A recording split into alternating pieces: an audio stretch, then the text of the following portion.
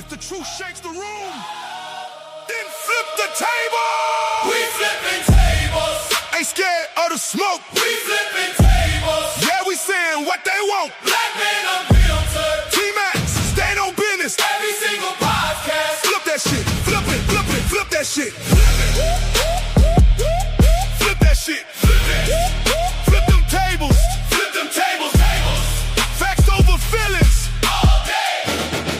All day, everybody talking, nobody listening. Everybody trending, nobody risking it. We ain't here for headlines, we here for truth. Bring the receipts, now let's see the proof. If the facts get uncomfortable, good, that means we're getting somewhere.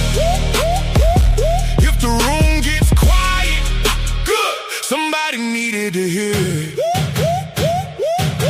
We don't fold, we don't bend, we don't switch for the latest trend. We flipping tables, breaking every chain, calling out the nonsense again and again. Black men unfiltered, T-Max, standing 10 toes, never looking back. Flip that shit, flip that shit. True that, true that, true that, true that, true that, true that, true that. Stand up, true that, true that, true that, true that, true that, true that, true that. Stand up, stand up, stand up, stand up, stand up, stand up, stand up. Let's go, let's go, go, go, go. Let's go.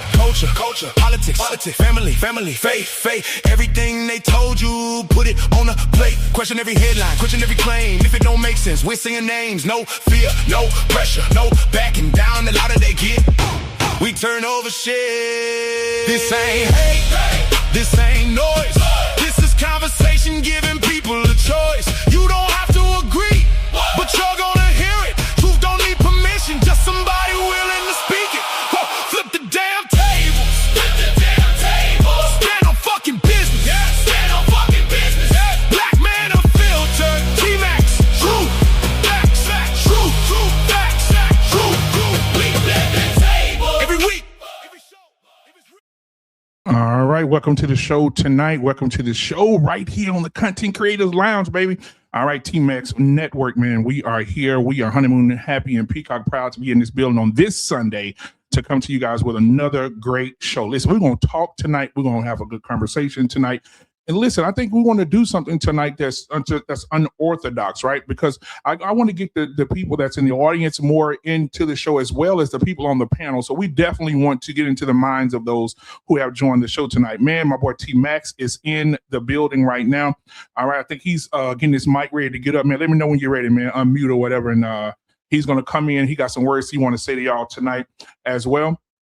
But before he comes up, man, we have a great panel tonight. All right. You've seen them before. You'll see them some more. Here we go. All right. The first person I want to bring up, whoa. She say long hair, don't care, sitting in a pink chair. Ladies and gentlemen, give it up for yours truly. Chantel is in the building tonight. What's going on, God? Hey. What's going on with you? What's going on with you? All right. Listen, now don't stop at the pink because we had somebody backstage that couldn't hear a few minutes ago, but now she ready and I saw the wink. Everybody give it up for yours truly. Dez is in the building, man. Welcome to the show tonight. We appreciate you. All right. We got somebody else coming in the building. I call him the White Moses. White Moses is in the building tonight, ladies and gentlemen. He got his white beater on and his beard is long. Give it up for yours truly. The White Moses running is in the building. What's going on, my boy? Oh, you spit fire like you'll never retire. Man, come on, man. I see you, boy. All right, man. Listen, man. Listen. She come up here. She has her own opinion. Sometimes it's full of drama. If you close your eyes real tight, she'll remind you of Michelle Obama. Give it up for yours truly. Shawnee P is in the building, ladies and gentlemen. What up? What's going on with it? All right, listen. I don't want to start no trouble with this one tonight. All right? But listen, on here, she show you herself from neck up. But on her TikTok, she show you everything from ankle up to her butt. Ladies and gentlemen, give it up to yours truly. Chrissy is in the building, ladies and gentlemen. What's going on? Now, listen, I want to say this, okay? There comes a time in a man's life where he finds a good thing, and a good thing encourages him to be the best thing. So I want to show y'all the eighth wonder of the world, the bearded king himself. with the queen beside him. Let's give it up for King of the T-Max Network. And T-Max is in the building along with yours truly, the queen, Ashley. What's going on, ladies and gentlemen? What up, BMU? What up, squad? What's going on with you? Now, listen, we're going to have a presidential conversation right now, presidential statement right now, not a conversation. And we're going to allow him to speak because he won't be here for the rest of the evening because I think that him and Ashley's flying out to Barbados. But I'm going to go ahead and put them up on the screen real quick so they can go ahead and speak a word. Here we go.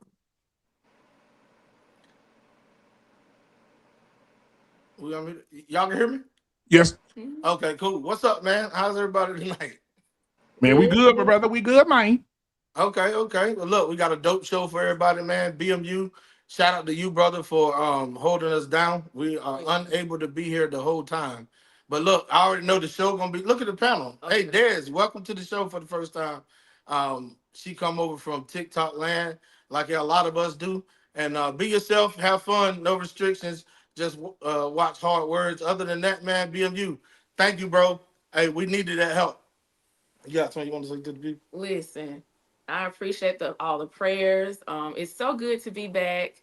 Thank you all so much. BMU, listen, that intro, nasty. Oh yeah, I was waiting for that. Hey, that intro dope. Go ahead. That intro, nasty word. And again, thank you for the night.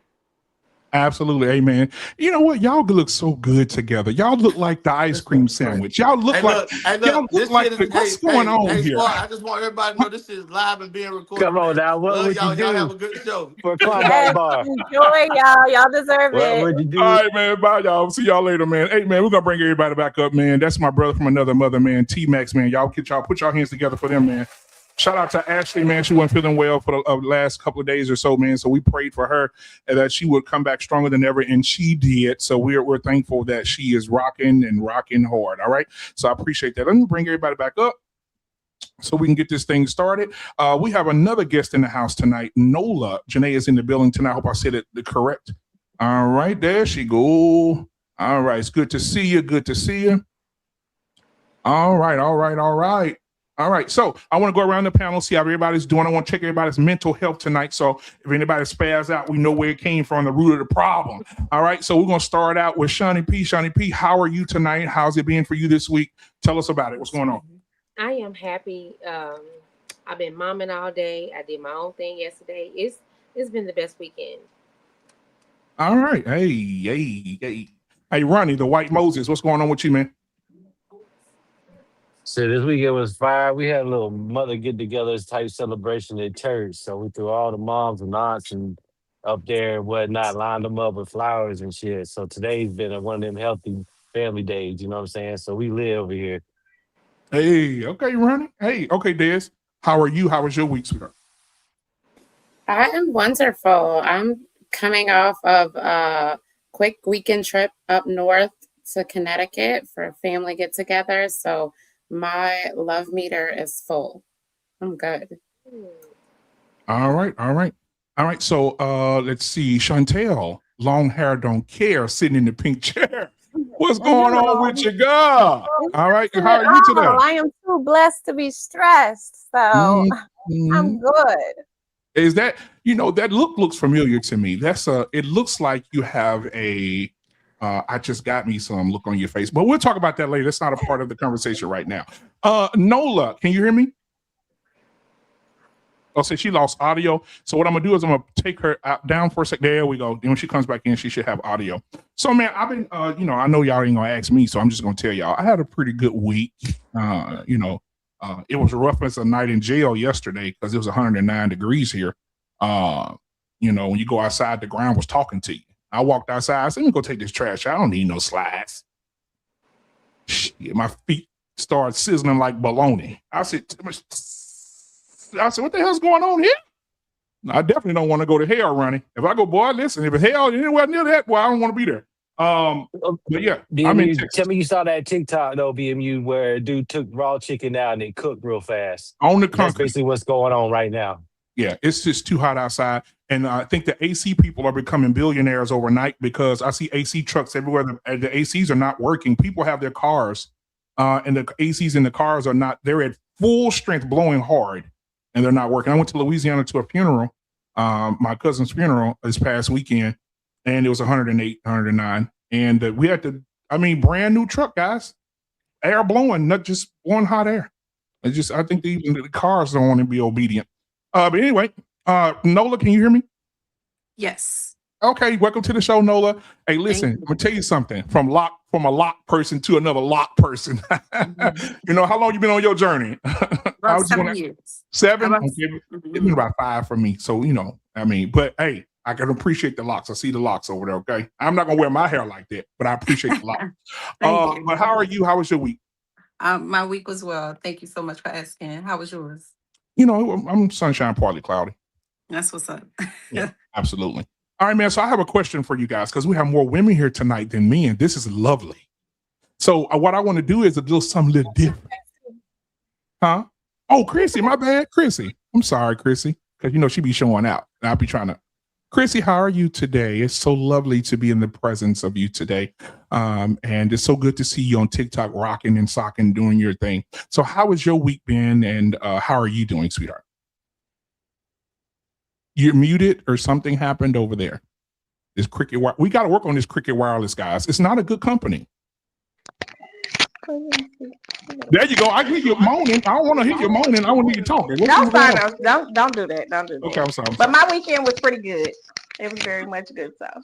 Okay, good. I'm happy about that. So listen, we got more women than men. This is amazing because now I'm going to put questions out there, but I also want questions back from you guys, right?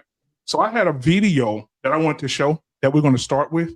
Then we'll move forward with other things. But before we get started, I have a question. Chantel, Des, just for the women only, no, everybody. Ronnie, we're going to chill for a minute. If you were out on vacation with your man, a storm hit, you're on the cruise, the boat flips over, capsizes. Your children are there as well. Are you going to save your children or are you going to save your husband? You only have one choice. We'll start with you first, Johnny. Are you saving your child or your husband? I'm gonna save my husband first because then we can divide and conquer. But all of them are unconscious. I'm gonna put that out there. Oh, see now, you just moved the goalpost. I'm gonna put that's the goalpost. I'm gonna put it right there. All of them are unconscious, floating. You the only one unconscious, but you have to save one: the children or the husband. Who are you saving? Kid, my daughter specifically. Yeah. Des, you muted, baby. That's tough, but my kid's grown, so I would go with my husband. Chrissy? You said all of them is unconscious? Yeah, all of them just knocked out. They float in the water. And you can only save, you only got time to save your man, your husband, or your child. I'm gonna save my kid. Chantel. Okay, now when you mean save, you mean like we can't help anybody else once I save that one person? Listen, the raft ain't gonna hold nobody but you or your husband or you or your child. You got to pick one to pull over to the raft to save. Who are you saving?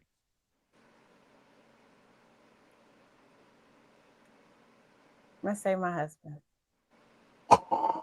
Chantel, that's why I like you. I like Chantel. I like it. Nola, who are you saving? Well, considering the raft can only hold me or my child and my husband, Only 2 people can be on the raft.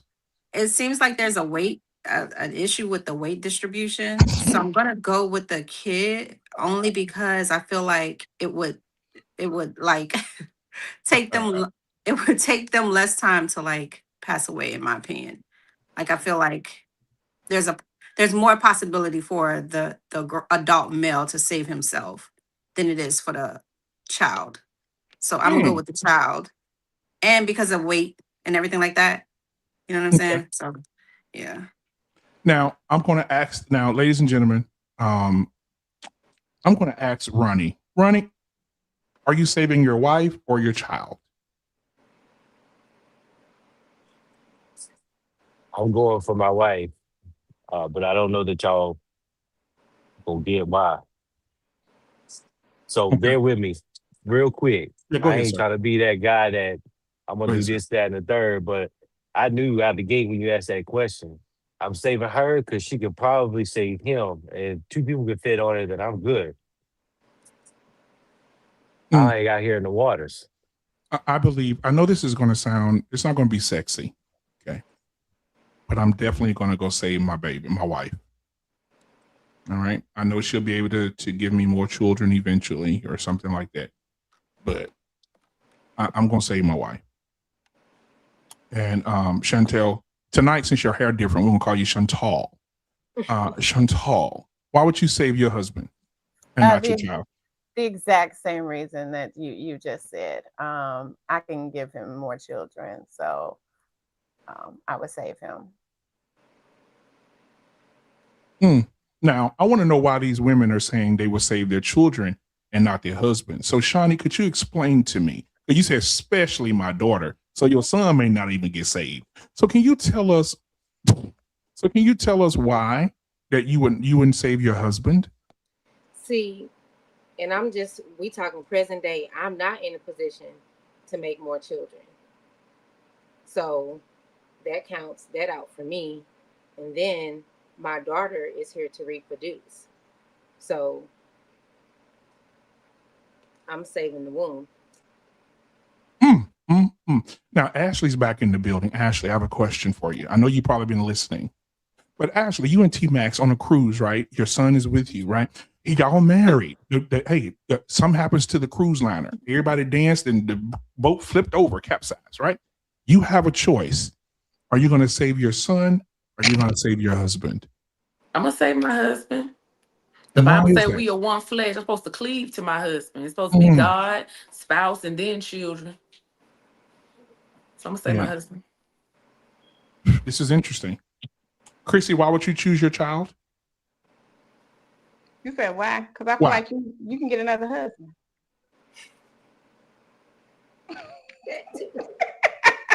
I'm just being honest. But how long would it take you to find him, though, or him to find you? I mean, so I think the hurt of losing a child would be more overwhelming than losing my husband. That's a feeling that a person could never forgive. So you would be okay if you were on a cruise and you were unconscious. You would be okay with your husband saving y'all child and letting you die. I mean, your child is supposed to bury their parent. No, that's not what I asked you. Yeah, I would be fine. You would be okay with dying and letting your husband save the child? Now, you know your husband wouldn't save the child over you. You know that, right? But if he did, this is what I'm saying. If he did, it wouldn't bother me. I mean, she'd be dead. Of course it would. Yeah. Right. She wake up right when she's sinking. Ashley, she wake up right when she's sinking. Just listen. By the time her eyes open, God will be looking down at her saying, "Job well done, my good and faithful servant." It's over with. Okay. Right, that's right. Look, I ain't gonna be in no bus. So, I mean. All right, now, ladies and gentlemen, I want to do this real quick. Okay. Welcome to the show. His internet looks a little EBT-ish. Okay. But I want y'all to welcome to the show. Thunder Lips is in the building tonight. Jay Prince for president. What's going on, my guy? What's going on, y'all? What's going on? It's good to see you, man. Jay Prince, welcome to the show, guys. Everybody, this is Jay Prince. Jay Prince, I'm going to ask you the same question I asked everybody else, and we're going to move on. Jay Prince, if you're on a boat, the boat is sinking. Your kids are in your daughter, one of your daughters are in the water, and your wife is in the water, and you can only save one. I probably know the answer to this. Who are you saving, your wife or your daughter? My daughter. And why would you save your daughter and not your wife? A wife can get replaced, and also let's just say if I save my wife, right? She cheat on me the next week, right? So you done lost your daughter to protect this hoe, right? And the hoe still left. A wife can have a different. Always moving. A wife can have a different feeling towards you. Your daughter's gonna always. I won't never. When it comes to the spouse, I understand that y'all supposed to Respect them. Imagine the wife that I had, right? Imagine I was in that situation. I would have let one of my kids go for this bitch. I will never put my woman over my kids ever.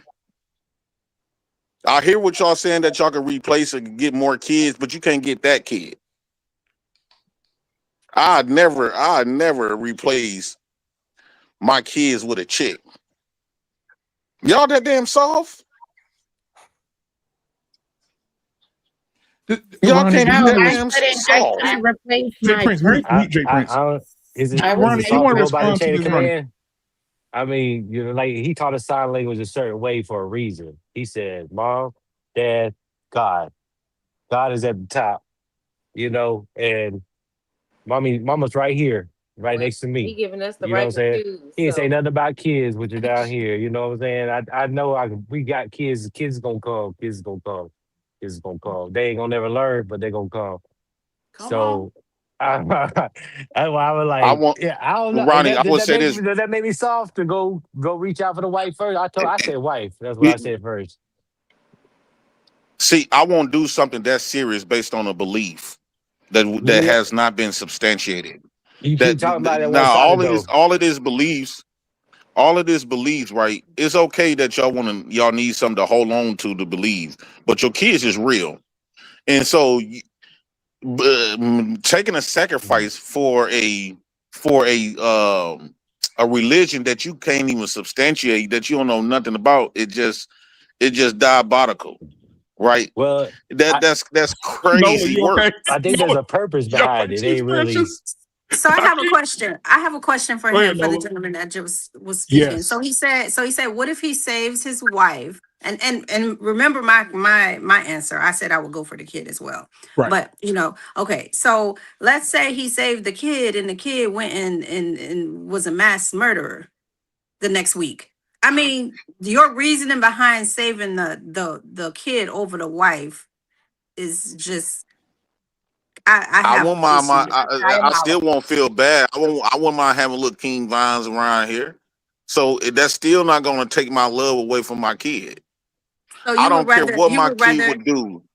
so just because of you would rather save a murderer over a cheater because it directly In affects you. facts, if it's my children, I don't Got care what my children is. Now, if my daughter was interracially dating, then that's about the only time I will not save her, because I'm gonna feel like Oh, she committed treason against us anyway.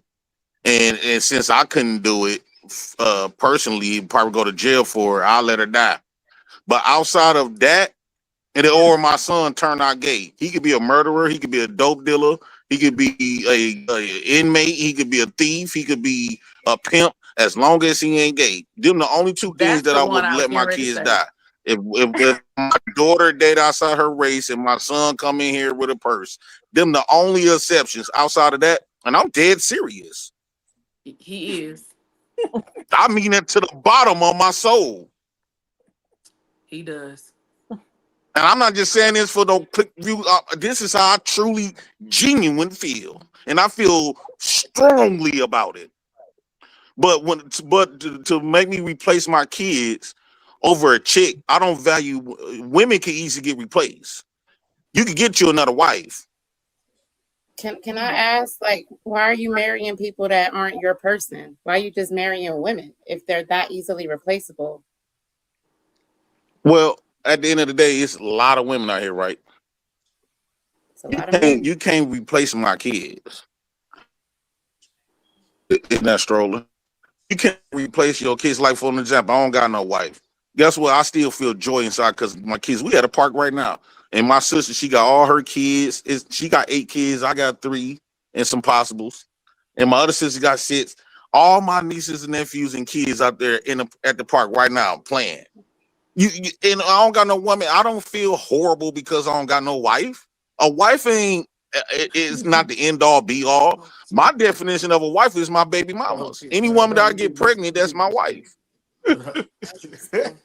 Nola is over there killing herself laughing. So Nola, do you have a response to that? Because I know you over there laughing really hard. Are you okay? No, I'm good. I'm sorry. Okay. Anybody else want to respond to what he just said? Well, I would just say real quick, if you don't mind, he keep talking about what if she chill you next week? What if she's the one that doesn't? What if she's the one that takes care of you when you 84, you can't make no more kids, can't even hold your own shit in? And your Because son you saying put sometimes him in the you nursing just don't home. die. That part. Sometimes you just don't die. Well, you got CNAs. We got a lot of CNAs to do all of that. And if she's my wife, that means she's gonna be my age, so she's gonna be shitting on herself too. She ain't gonna be worth the fuck neither. So we gonna have young CNAs. Part of our kids gonna be the one to take care of us at the end of the day.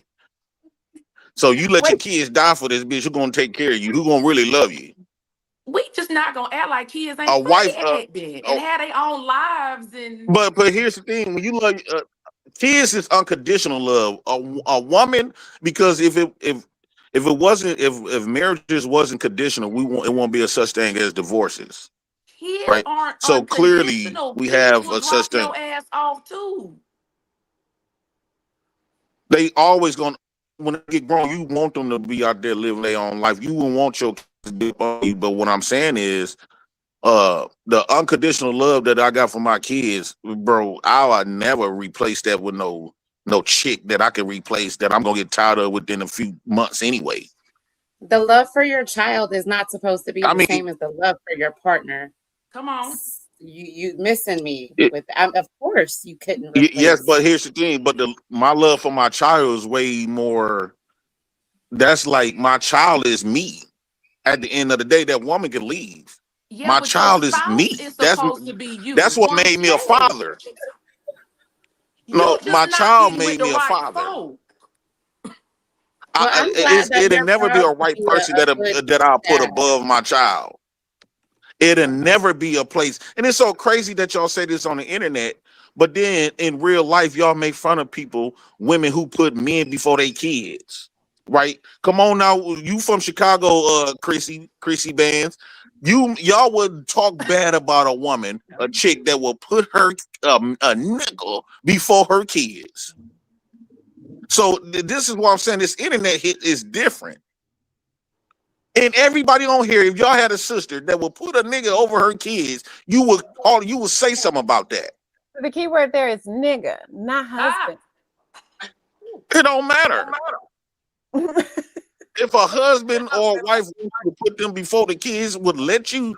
If my wife would sit up there and let me choose my kids to die to save her, I might as well shoot her in the head. That bitch ain't shit. Yeah, no. So Jay I'm Prince. the woman that brings my husband his plate before my kids. He always have been. So no. That's some YouTube shit. But in real life, most men want the kids to eat first. No, I'm eating first. Y'all can get ready to go. Thank you. No. Yeah, I'm eating first because without the truck you can't pull the trailer. Huh? It's Yeah, but you don't even think about. You don't really be think. In real life, you don't even think about that, right? Most men will rather like yesterday. We had a barbecue, family barbecue. We waited for the kids to eat first, then the women, then us niggas. We ain't no nigga tripping on that. It wasn't not one man up there said, no, we gotta eat first. Before the kids and the women. Bro, I think That's YouTube different, stuff though. is That's a backwards, We're talking bro. about a barbecue compared to I'm like talking about me at the cooking house, at the dinner. kingdom. That's something different. No, I'm a man. I know I'm gonna eat. I already see my kids full before me. Jay Prince, if I have a huge family, right? A lot of people are in my family. If you go to a family function around the women in my family, they will get upset if they see them kids eating before the men eat. Bro, that's crazy work. We don't even think about it, bro. It like okay, when I had my wife living here, right? I didn't even think about. I didn't tell her make sure I eat first. I ain't never thought about no shit like that. In reality, it's whoever hit the stove first. It's a respect but I thing, let the kids go first. Yeah, it's a respect thing. To me, that's overcompensating. So let me ask the other women. Nola, do you have children, Nola? I don't want to be disrespectful. Yes, I have 2 kids. Okay, and you need some more babies. And you need they some more both feel babies. like I have a 10-year-old and I have a 19-year-old, and I was married for 10 years. And we both felt like the kids should eat first. Okay, that's a mutual agreement. Okay. Yeah. What about you, Chrissy? Yeah, I feel the same way. Like my mother fed me before she fed my father. Like she fed her kids first. I mean, as an Right. adult, it's a little different. It depends on what standpoint you're coming from with it, but at the end of the day, it should be a mutual understanding that the children should eat first, just Right. because they're children. They're my Okay. babies. What the fuck? Shawnee? I was married, and see, I just always, I guess, kind of like in my mind, I did serve them first, but everybody's stuff was already ready, and everybody was sitting down at the same time. Mm-hmm. So, but he wouldn't dare start eating before everybody was seated to eat. No. All right. Ronnie, are you served before your children? I actually am, but if I may caveat a little bit, I don't even eat before my wife. She'll serve me my plate, and then everybody else, my kids anyway. And then we'll say the blessing, and I literally will wait until she's settled down and starts eating, and then I'll eat. Yeah. But that's just my viewpoint of how, the most respectful way to go about it, because I didn't get that plate without her, even though she didn't get that plate without me. You know what I'm saying? Because I went and got the meat. I went and killed the beef, brought it to her, right?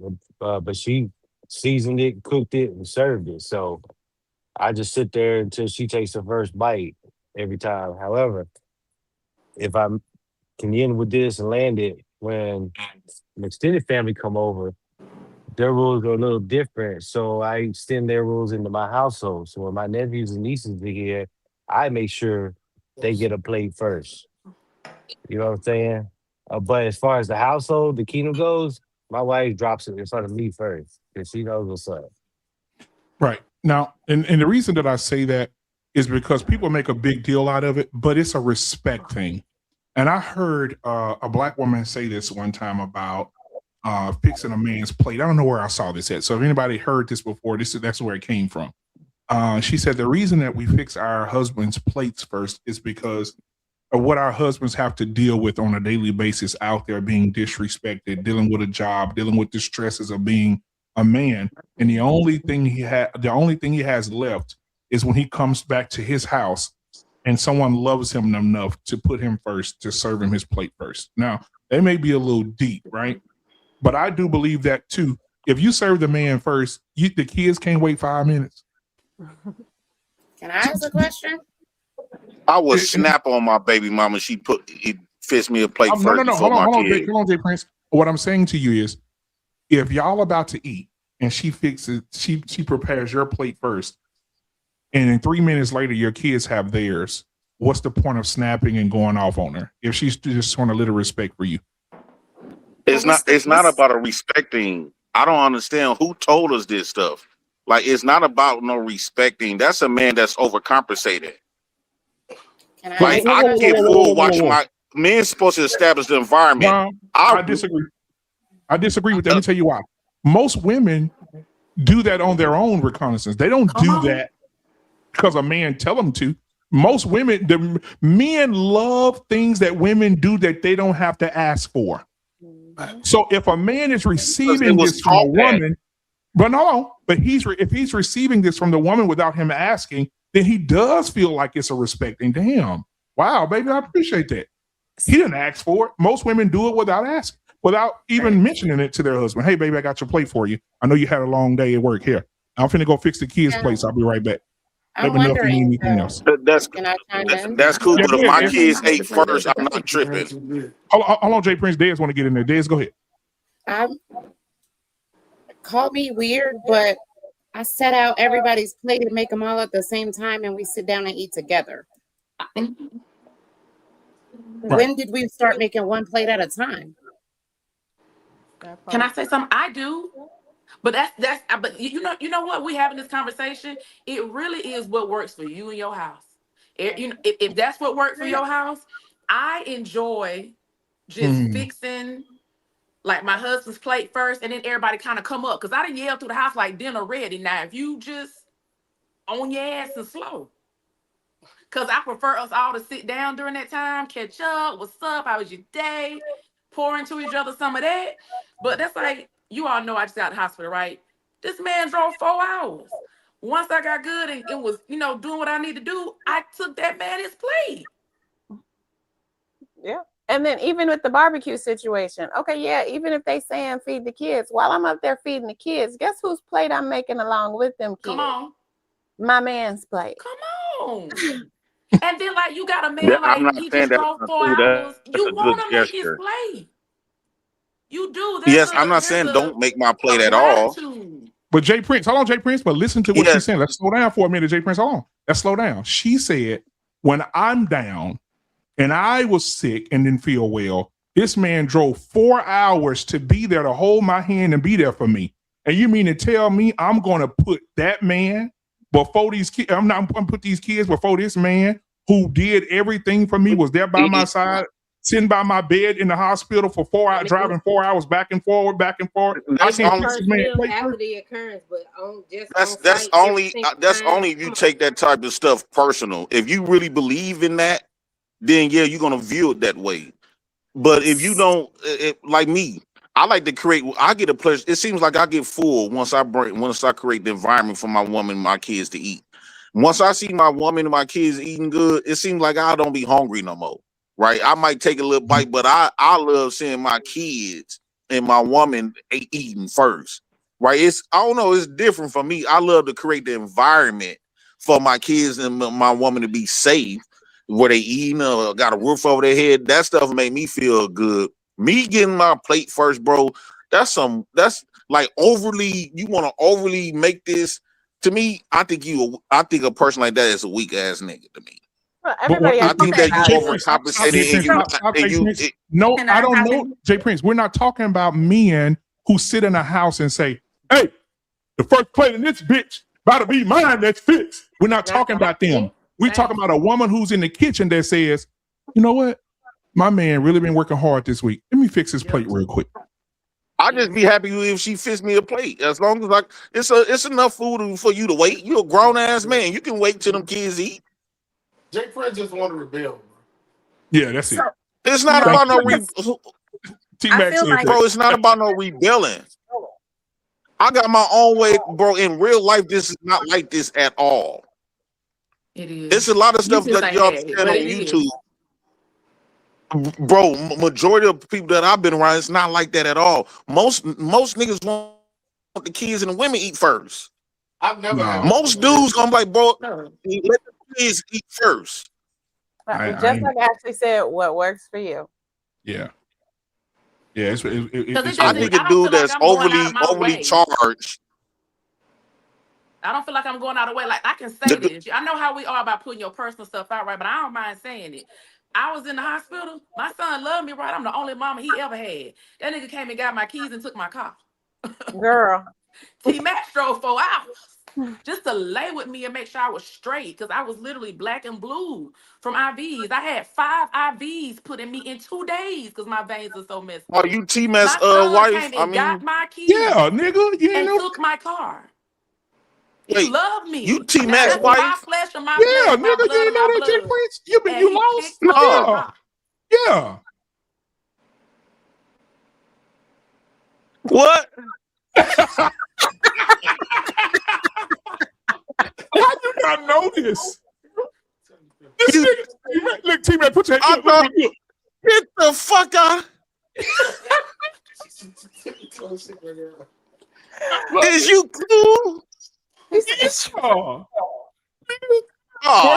bro, I thought you was on audio. I'm like, where I know I hear T-Max's voice. I'm thinking he was on the audio or something.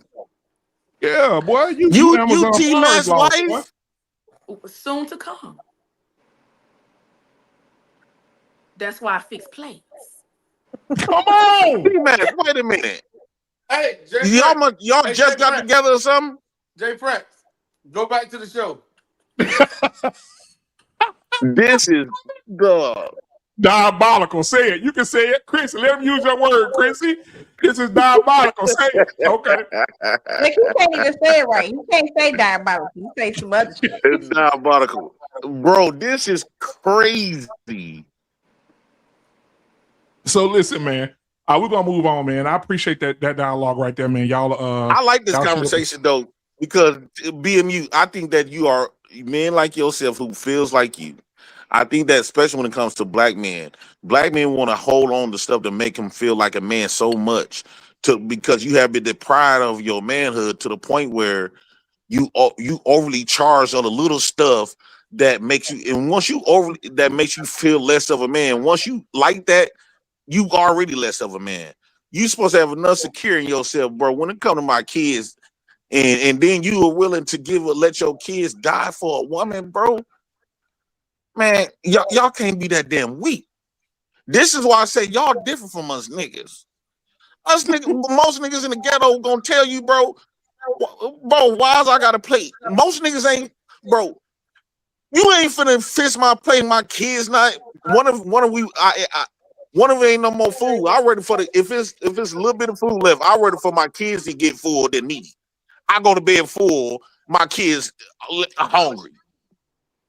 Man, hell no. I think them some weak ass niggas. Who came up with this strategy though? I agree with that. I agree with that 100%. Now, if you small ration, the kids gonna get that ration. Oh yeah.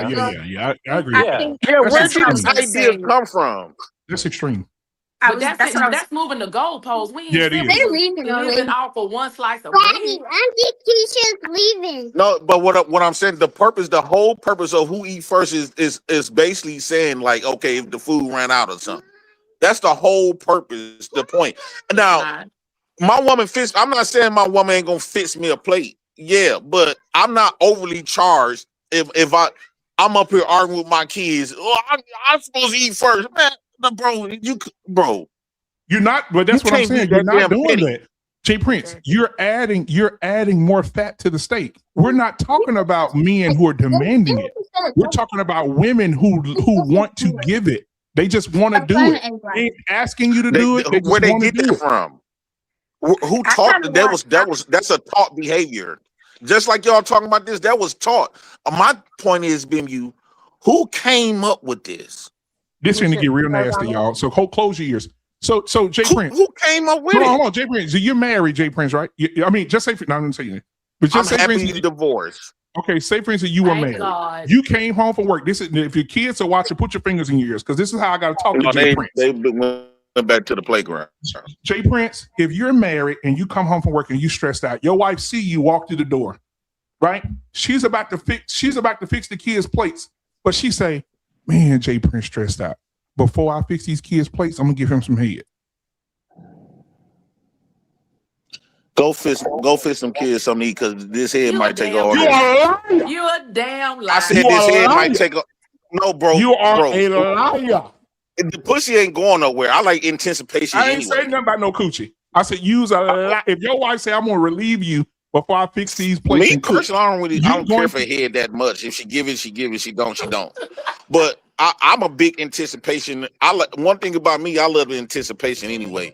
Go ahead, straighten the kids out so we don't have no interruption. That way you don't got to rush, right?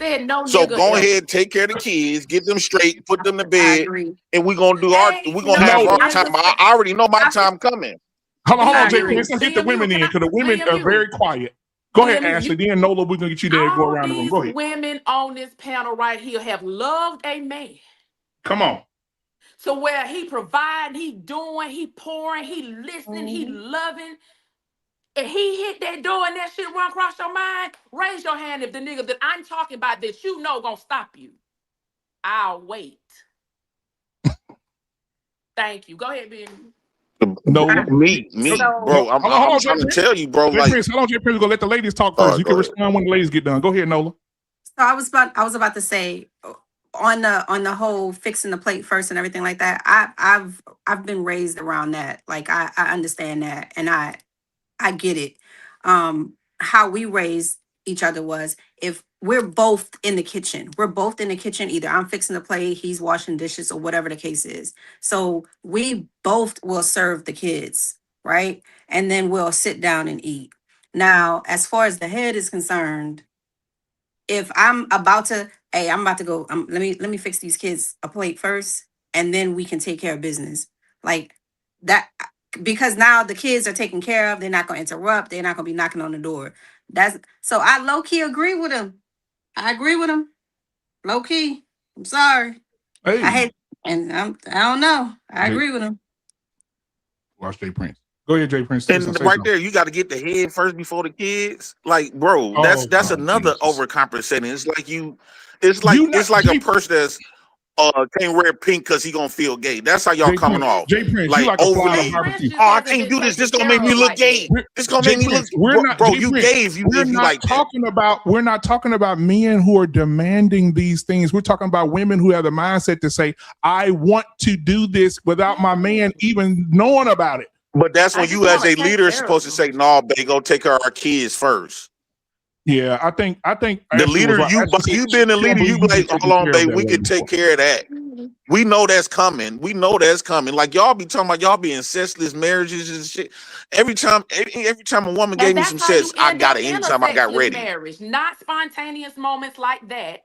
It's how you end up in a sexless marriage. There has to be room for some kind of spice or some kind of let me take care of you. Because sometimes you get lost in them children and they not gonna die if they wait 3 to 4 minutes to eat and let me pour into this man who is doing XYZ, or let me pour into this woman who is doing X. Them kids not gonna die. I can't tell you how many times I have fixed the plate, called out to everybody in the house, and it still took them damn kids 10 more minutes after I said dinner was ready. But I got a man who the world is beating up on, but he can come check on me after the world beat up on him, and I can't take a day on a random ass Thursday to say I appreciate you and this is how I want to do it.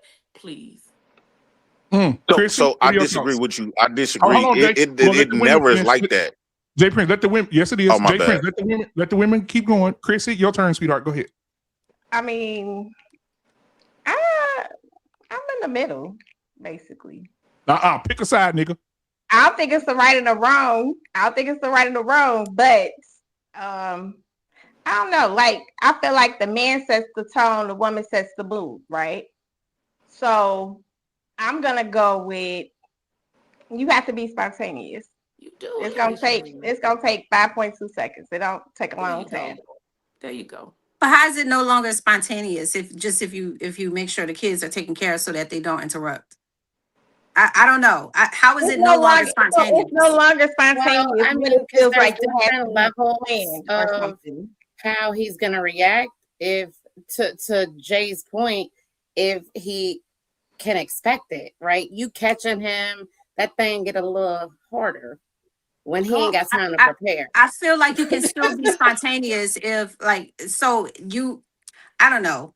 So my husband, when I was married, came home at the same time every day, right? So I knew what time to expect him home, right? So if I ever wanted to do something that was considered spontaneous or that was spontaneous, I would just make sure the kids was fed prior to him getting home, or to make sure that they were taken care of prior to him getting home, right? So it's still spontaneous. I mean, in my opinion, I just feel like I would rather the kids out the way and kind of like doing something, or that way they not, because nobody's ever been walked in on by their kids. Everybody. Like that ain't fun. I don't like it. Okay, so I'd rather put them, go ahead on and color, eat your food, get your goldfish, so I can go and take care of this man real quick. So I feel like that's still. It depends on your kids' ages too. I gotta tell you something, but I'm gonna tell you later. Like, you know it's coming. It's not the same when they tell you right away. Right. As opposed to and you, a man, your mind is racing on it or trying to figure it out in advance. That's a different feeling. The energy. Right. And let me tell you this. So a man who has raised multiple children, of all, about 3 girls, 3 boys, all the plates are fixed. Everybody's eating. You in there trying to get you a little bit after work. She's going to relieve you, right? And as soon as you pull that thing out to sit it where it's supposed to go, Mama, I'm finished with my plate. Can I get some more? Come on. I don't know how many that didn't happen to. Anybody? Happen to anybody? Yes, Mama, Evan. can I get some more? Mama, I want some more cornbread. Mama, you gonna fix me some more cornbread? True. They're gonna interrupt you either way it goes. Mm-hmm. They're going to come in and bother you either way it goes. You can be right in the middle. She can be giving you the best head in your life, pulling Oklahoma through Louisiana, and the kids going, "Can I have some more spaghetti?" I'm telling you. And so either way it goes, if you do it before, you do it after, they still gonna bother you because their kids are like little flies at the barbecue. They just nag the fuck at you. That's what they do. That's what kids do. So it is what it is. I'm telling you from experience. So, I mean, anybody else got anything they want to say this before we move forward? Because Jay Prince tripping today too. He done got in the limo. Now he tripping. Shit. Just Jay Prince, he like he said. First, you the man. Never. Okay. Yeah, ask that question. You never Here. do that, right? You don't ever think about it, right? If I'm cooking or something, I probably fix their plates first. If Keisha was cooking, do you expect to get your plate before the kid? You don't fix my. Huh? She doesn't fix my plate. She don't fix your plate. Lord have mercy. Come on, Ashley. Get a little ear closer to the. That's what I'm trying to tell him. YouTube is different. You don't think about it. Let me mute him because he's cyborging. You said that EBT. Fix their plate. You know, fix my plate. EBT wireless. I just don't think Jay Prince been loved that way. I didn't see that growing up. I didn't. No. So my dynamic was completely different. My grandfather, because he was retired military, took care of me. Cool. It was the opposite for me. I didn't see my grandma cooking plates.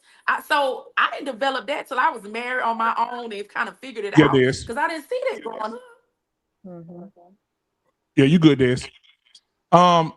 So as Des, you have to leave, right? You have to go. Okay, thank you, Des, for being here tonight. We appreciate you. We look forward to seeing you again next week. Hopefully you come back over for some great conversation. Nice to meet you all. And I really want to say this. I'm so glad that we have more women here than men tonight for sure, because the perspectives are going to be great tonight. I want to show this video, and I want to put it up on the screen so you guys can see it, and then y'all tell me what y'all think after this video is over. So let me share it with you guys real quick. Let's see. All right, here we go. Withholding intimacy gives a man permission to cheat. I also understand why it happens, and if that sentence makes you uncomfortable, then this conversation is for you. Let me be clear before I say anything else. Cheating is a choice. It's never justified. A man who steps out of his relationship made a decision, and the decision is his responsibility, regardless of what led to it. That's not up for debate, okay? But if we're gonna have an honest conversation about why relationships break, we gotta talk about the full picture, not just the explosion, the buildup. When intimacy becomes a reward system given for good behavior and then taken away as punishment, the relationship stops becoming a partnership. It becomes a transaction. And the moment it becomes a transaction, it could be outsourced. Not because it should be, because that's what transactions allow. You turn connection into currency, and currency can be found somewhere else. The moment intimacy stops becoming connection and becomes a tool, something withheld when there is conflict, withdrawn when there's frustration, used to communicate what words should have said. Instead, something in the man breaks quietly. A man who feels unwanted in his own home doesn't stop wanting. He starts wondering, and wondering left long enough in the silent, disconnected relationship becomes dangerous. And it's not because he doesn't have self-control. It's because he's a human, and humans move towards what makes them feel alive when what they have at home makes them feel invisible. A man is not a machine you withhold from until he performs correctly, and a woman is not a vending machine a man deposits effort into until something comes out. Both reduce a human being to a function. And when people feel reduced, they look for someone who makes them feel whole. The answer is not cheating. The answer is the conversation neither person is willing to have. What broke the safety? What broke the desire? What made the person feel like the only power they had left was withholding? Two people broke the relationship. One person broke the vows. Both can be true at the same time. Understanding why something happens is not the same as saying it was okay. But until both sides are willing to look at it honestly, the cycle just repeats. Different relationship, but same pattern. Cheating's never the answer. I get that. But neither is weaponizing the only thing that is supposed to make two people feel safe with each other. Both are betrayals, just different kinds.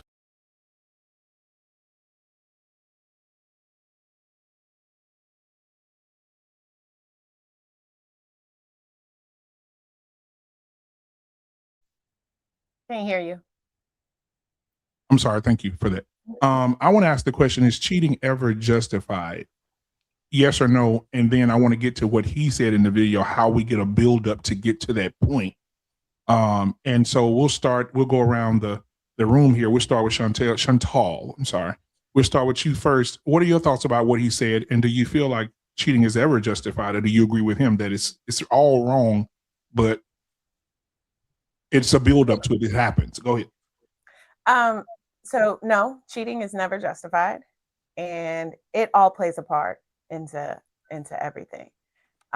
So just saying withholding sex, that isn't something that's just like, oh well, I'm not gonna have sex. It's a buildup. Like, it's not just something that happens overnight. I don't hear. You know. And she said she can't hear. I can't hear anything. Tell her to go back out and come back in. Yes, go back, drop out and come back Want me to in. go back out and come back in? Yeah.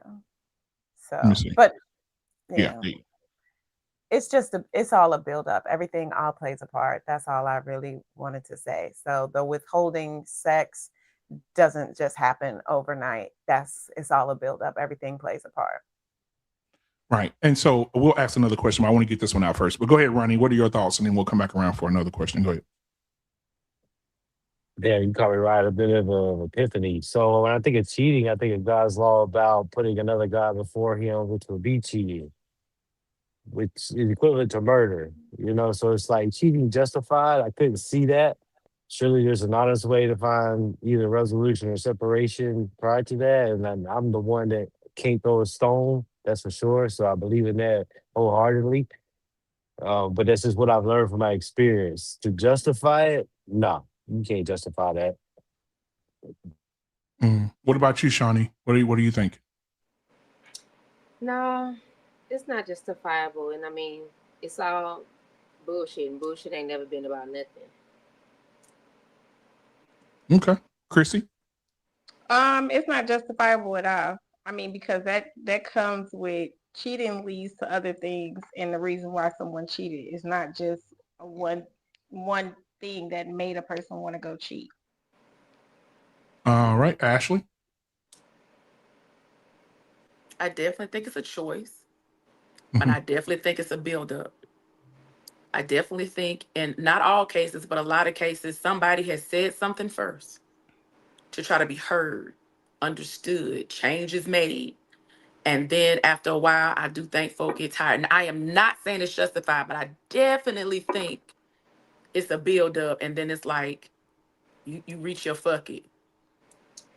And some people just ain't never been faithful. Some people, they've been cheating the whole Well, hold on. time. We'll get to that. Hold on. Let's get Nola in here. Nola, what are your thoughts? I don't think it's justifiable, and I don't think all the time that there's a conversation leading up to it. Now, I will come in and say, I don't think it's justifiable, but I think it's dangerous to withhold. And I think that if a man chooses a woman, he chooses his forever, right? And when he's with that woman, he's choosing, like Ashley just so eloquently said it, he's choosing you to be with you for the rest of his life. He made a choice, right? So if he made that choice to be with you for the rest of his life, then you have to understand something. This man is saying, I'm vowing to have sex with you and just you for the rest of my life. And then you'll come back and say, well, you made me mad. I ain't giving you none. What happens then, the barrier of that trust that he has with you sexually and intimately, it starts to come down a little bit, right? And things that he didn't see before, he'll start seeing it now.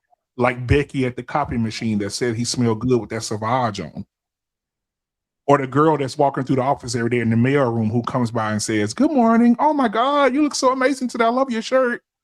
Like those things start to become clear to him. Like he starts to veer off. Like he said in the video, he starts to wonder. I wonder what it'd be like because my wife ain't giving me none. It should never be to a point where you take away from the person that you with. I'm talking about male or female. I don't know too many men weaponizing sex, but I'm saying when women weaponize sex, that's a very, very bad and dangerous thing. And then we have a lot of women crying and saying, "I can't believe he cheated on me. He was really a good man, a God-fearing man. He did this." However, if we look at it from, I know that most people don't believe in religion or anything like that. But even from a religious standpoint, it says that for a woman to give herself to a man, her body belongs to her husband. It does not belong to her no more. And the husband's body belongs to the wife. They belong to each other. And when you take that from a man, I think that pulls away from the relationship and it invites other things into the relationship that could kill it. That's my thoughts. But like, I'm going to go to what Shani said. Shani said, most people are just cheaters. So elude on that, Shani, then we're going to talk about that. Go ahead, Shani. I mean, I'm just saying, like, people been caught up, like I said, just they've never been honest. Like they've never been just one-on-one. And you kind of find out, well, hell, this has been going the whole damn time. Like, when did you have time to do? When was this going on? And just never been faithful. Now, is that I want to speak to what you just said. Is that a woman who's with a man that she chose, or she's with a man that chose her? These just folks choosing each other, man. Now, you're not finna get all whoop-de-whoop with the words, okay? Because I'm on one. But whatever the case may be, they together. And some people just ain't never been faithful. They try to walk that line, but that's just not. They need to understand themselves. If you're not monogamous, stop forcing that on yourself. Both ways. Whoever. Right. I get it. So again, I know you own one. I like that. It's good. It's good for the show. So I want. This is the question that I'm asking though, directly. So in a relationship, you say most people they just don't do right. They can't be monogamous. But isn't that a choice that you made to be with this person? And I understand this too, that a lot of our beautiful sisters, they have a PhD in discernment, but they never can discern getting cheated on. And they ask questions like you just asked. You know what? When do you have time to do this here? Then that tells me that you're a woman that don't pay attention to your man. Man, if you know he out doing this. When you are then stepped outside your house, do what you're supposed to do. Okay. I'm not walking up under your ass. I'm not doing all that. Listen, I'm not doing all of that. It doesn't even make sense.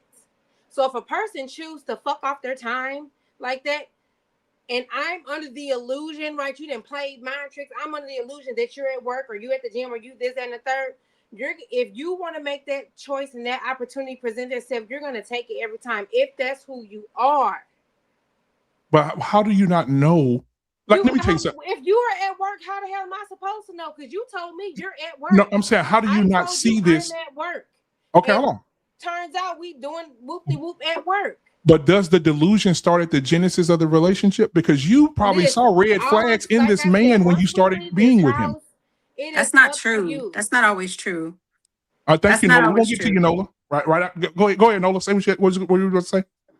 I feel like in marriages when a man steps out, right, and I'm using a man specifically in this case, it always falls back on the woman either not having discernment or doing something to allow the man to lead up to cheating. It is never the man takes accountability for choosing to step out on the vow of that marriage. And even now what you're saying is that the woman didn't see the red flags because she didn't pay attention to her man. Here's the thing, and I like that she gave pushback, because if a man is saying, listen, I'm going to work and it's a normal day, I love you, babe, we kiss on the lips, I'll see you later, here, I packed you lunch, when you get home, we're cooking dinner together, X, Y, and Z, and you find out that instead of going to work, he's going somewhere else, That's completely like how am I supposed to verify that without checking phone records, checking bank statements, checking. No one is playing Inspector Gadget for their husband, who they're supposed to trust and love and honor, right? So, and I feel like sometimes there are no red flags. Sometimes there are genuinely no red flags. And even if you try and have a conversation, hey, let's talk about it. How are you feeling? Let's check in with each other. You're getting lied to. No, I'm completely happy. This is everything that I want. Do you feel what I'm saying? So sometimes we have to be careful with putting it back on the woman, who was cheated on. Like, that's unfair. That's unfair. So then I would say this, and thank you for that. For saying that. My pushback would be this. This happens every day. A man makes a vow to a woman. You just talked about the vows. To love, honor, to cherish through sickness and in health, through richer or for poor. And then this man has a financial issue and this woman speaks down to him or she doesn't encourage him or inspire him as his help, because that's what she was created to be, his help. And she's not always create the woman to be a victim. Pick that woman up, because in a lot. No. She just talked. No. Hold on, Sean. That's crazy. She just talked about vows. The vows go both ways. But you immediately saying, "Oh, well, the woman speaking down." No. How about we talk? And you immediately said, and you just hold on, Shawnee. And you just immediately said, "Oh, these men, some of them just can't. They just don't want to be faithful. They just all cheat. They just cheating." I'm just saying, some people are just operating in their mindset. Right. So some women operate in that mindset too. They get sometimes women get complacent in their position, and they become so complacent in their position. Women are not, because that's happening every day. I don't know what's happening every day. Hasn't been cheated on. What's happening every day? But can I say something? I think it's the thing about it is it's signs, but we don't pay attention to them. So it's signs on men and women's sides, because men get cheated on as well as women. Thank you, Chrissy. I appreciate you.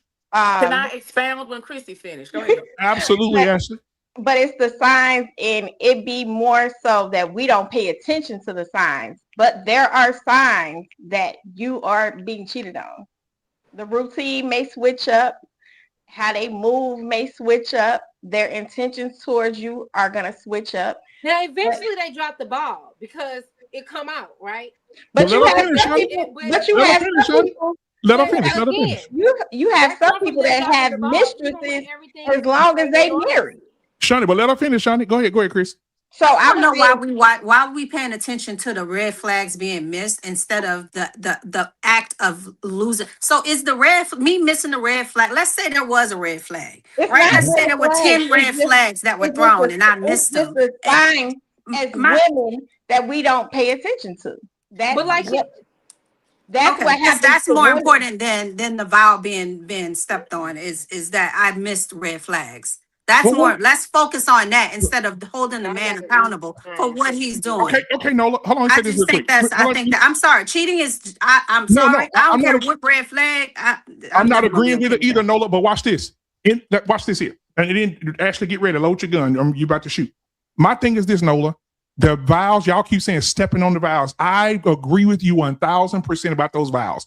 Take them vows seriously. You married to a man. You married to a woman. Love that woman. Right, the Bible declares that women should respect their husbands and wives should love their whatever. Y'all know what it is. Men are to be respected. Women are to be loved. Right, respect that. But the vows can also be stepped on because there's one difference in both sets of vows.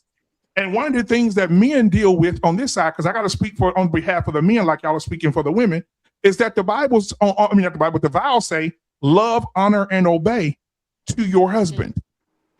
How many men are dealing with disobedient women? But we want to talk about vows being stepped on. A man can have a vision and tell you, this is what we're going to do. You will come back and say, I'm going to do what I want to do. My daddy dead. I'm going to do it my way.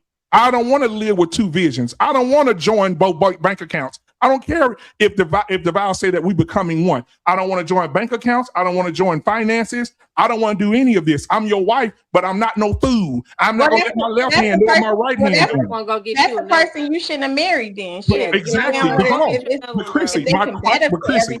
Chrissy, listen, my question is, how many of you, since we did a poll earlier, how many women on this panel know a woman who is disobedient to her husband? If you know, if we tell her to do something, go ahead, Ashley. If you know it, women aren't too quick to say nothing to her. If you know it, we kiki with her, we laugh with her.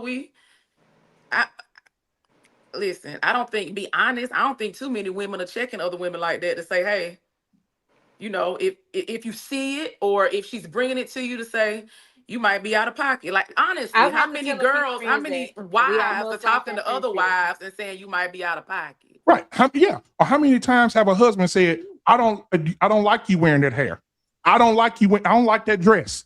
You're not going on no girls trip because I'm your covering and your covering is too far. You're not finna go across to Barbados with your homegirls because you're too far away from me. We're not doing no girls trip this year. How many women gonna get mad, not giving no sex?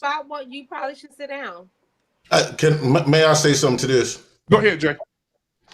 I think that outside of my personal beliefs, we're gonna stick to the Christian beliefs. That's the Christian marriage way. I think that if a woman is weaponizing sex, you can't tell her what to do. That means she just don't like you. Bro, I've been in a 5-year relationship. Every relationship that I've been in, it was me had to hide sex. Like I had to go to sleep before my wife because I knew she was gonna want some sex, so I didn't feel like doing it. It wasn't like I was purposely choosing not to, but I would try to go to bed at least 2 hours early so she won't, ask me for some sex. I'll be already asleep. That, and then when it comes to like, sleep, bro. And then when it comes to wearing stuff, bro, if your woman could back everything about you, what you say, she don't really fuck with you like that. And then a lot of times, when you're in a long-term relationship, especially to the sex part, you don't be overly having sex with a person. That's just to secure the relationship. But as you end the relationship, you don't be caring about not having no sex. Your girl might be mad today. You gotta let her get her space, right? Or she might be going through some stuff. Women, bro, it was one time my girl, we was living in our van, right? And I'm sitting in the front seat just fake reading a book. She went from cussing me out.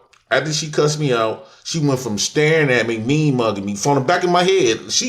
I'm watching her through, you know how you put the thing down, you can see the mirror. I'm watching her, and then she went to start crying, and then she went to sleep. She went through 4 different emotions within an hour, and I didn't say not one word. I didn't even look at her, give her eye contact. I'm just watching her from the back, right? So you gotta understand, like when you dealing with women, you can't hold them to nothing because women are emotional. They basically react off impulse. And so impulsive people and emotional people don't have no merit, no ground. That's where you come in and that's when you got to check yourself and say, okay, you got to stop taking stuff personal. And you got to be kind of more of a laid back JP. You got to be kind of cool with the chicks. You got to let them, I grew up with my mamas and aunties and them cussing me out. But when I hear y'all talking about a woman disrespect y'all, who at the bam, y'all ain't gonna mess with them. I prefer women to cuss me out. I love when women cuss me out. That's when I know I'm in, right? Because if a woman cuss you out, that means she gives a fuck about you. So when I meet a woman, if she ain't cussing me out, if we don't have no argument and shit like that, I'm not gonna feel connected to her. I beg your bad speech having ass pardon. Now, I love when a woman feel as though us ghetto niggas, we know how to deal with women better than the buddies, right? The ghetto niggas know how to deal with women because we was raised around them. So we understand them, we know them, and they kind of know us. We was raised in the same house. When it comes to y'all don't really understand them. So when y'all see a woman cussing y'all out, she might call you a couple of bitches and stuff.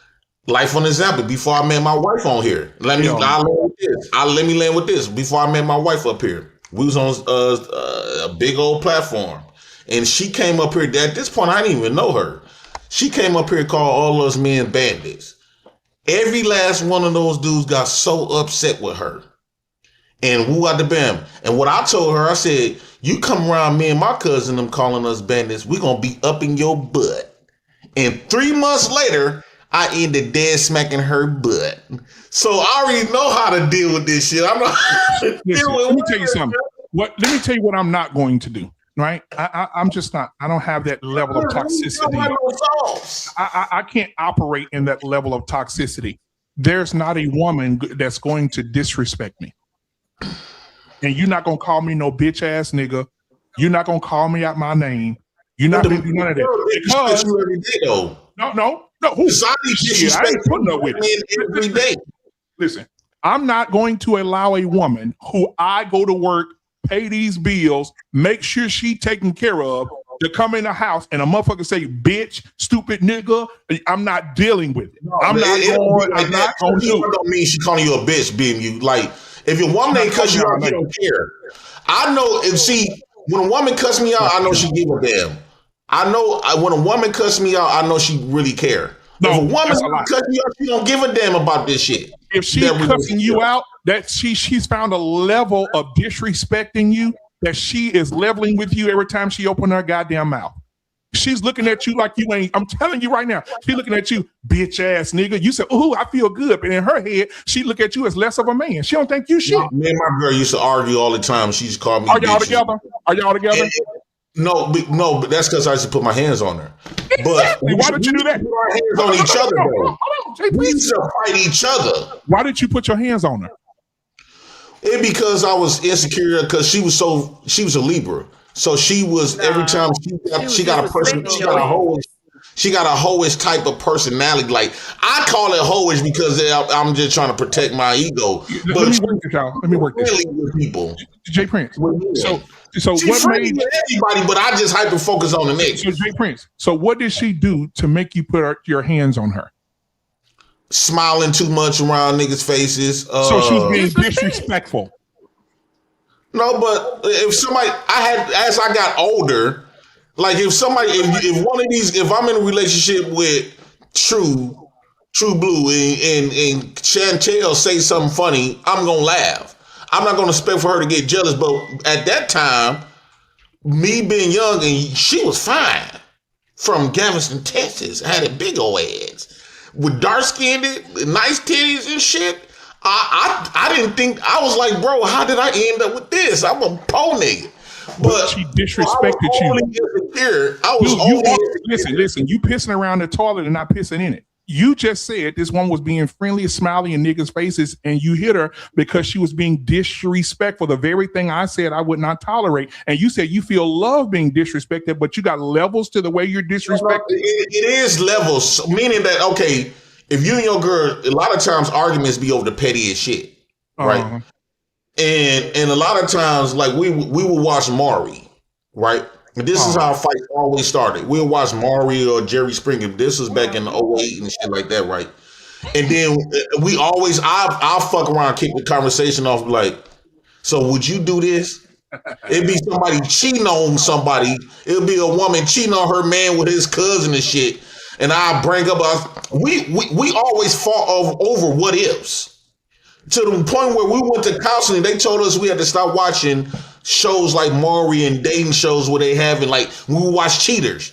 And before you know it, like, cause she had some shit against me, she would hit me.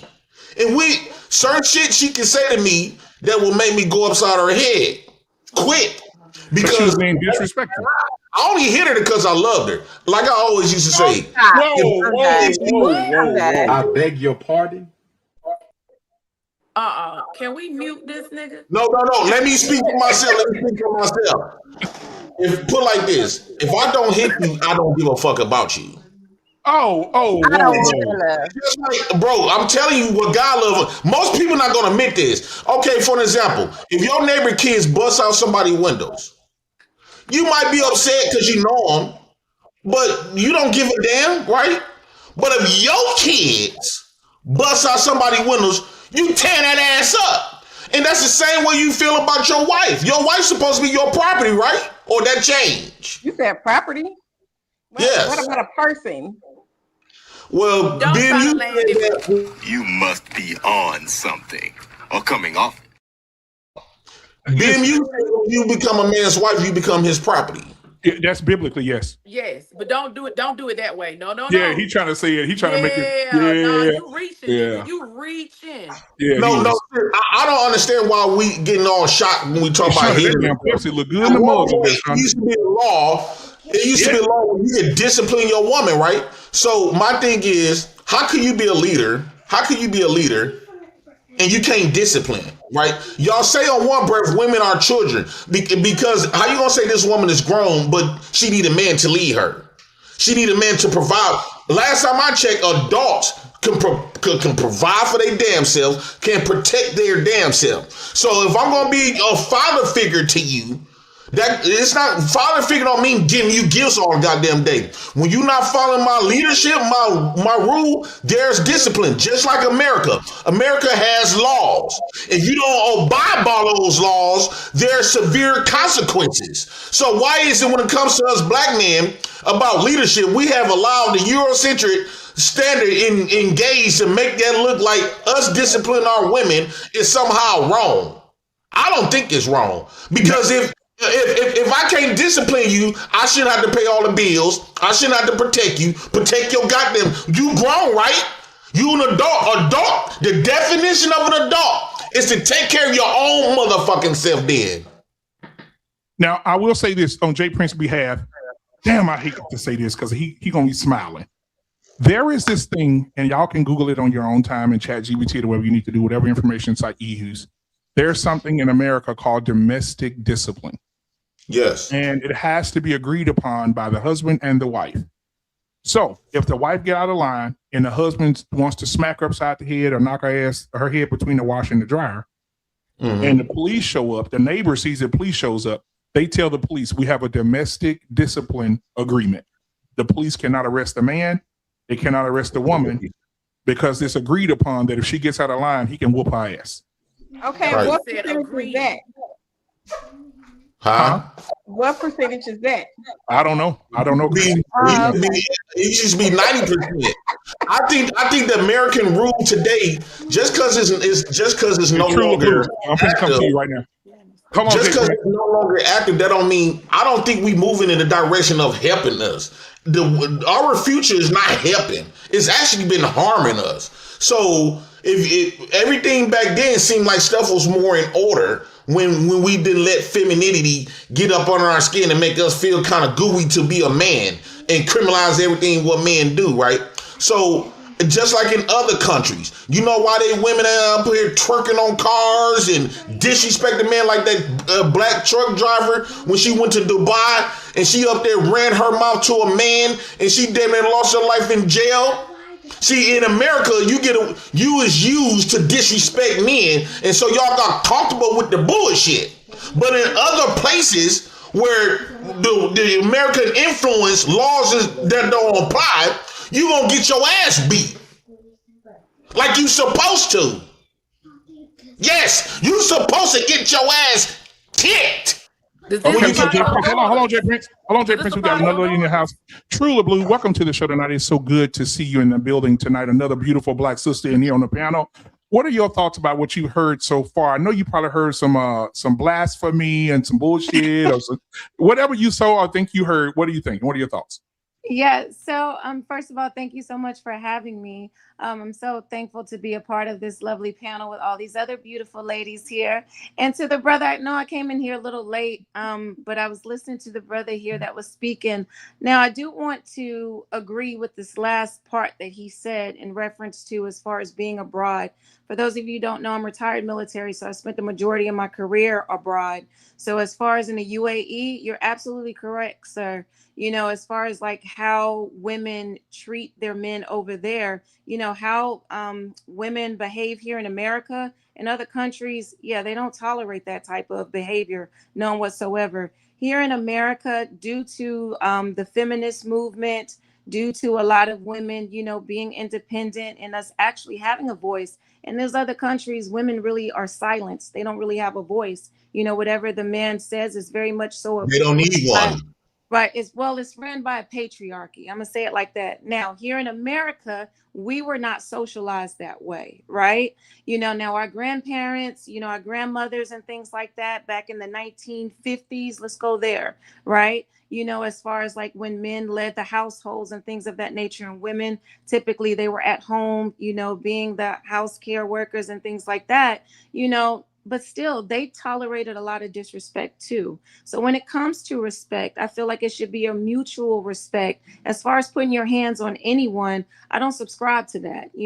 Men should keep their hands to themselves as well as women keeping their hands to themselves. Because here's the deal. If you as a man, if you're putting your hand on a woman, or if you're saying that that's how you display your love, I don't want that type of love ever. I don't need no man beating me upside. What about a woman's mouth? What about keeping her mouth to herself? So let me explain. So let her finish, Jay. Let her finish, Jay. Then you can respond, but let her finish completely.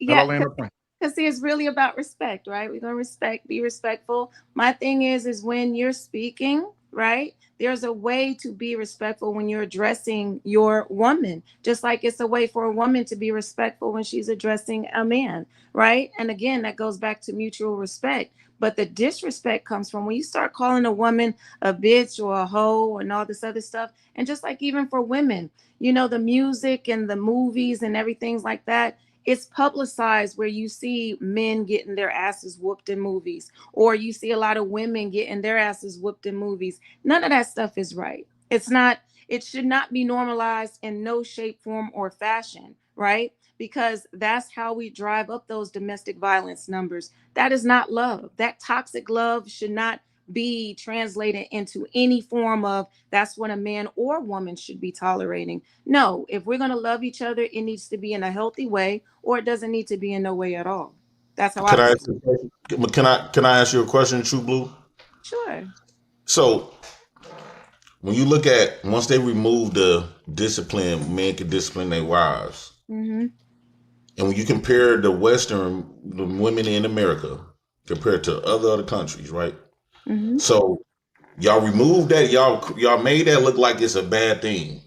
But you compare the women in all other countries, they don't got a high percentage of divorce, which entails destroying their families.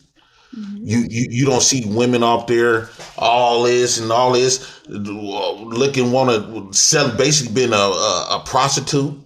You don't see women talking shit to their men. Mm-hmm. You don't, and I feel like if you get called a bitch, that's because you've been combative. A man, it should never be no argument when you between a leader and a follower, because when you go to your job, I don't see the employee arguing with the employer. It don't matter if you don't like what they told you to do or not. You're going to do what you was told. But when it comes to a man in America, you got to have a back. Only time I'm going to call you a bitch is when you acting like one.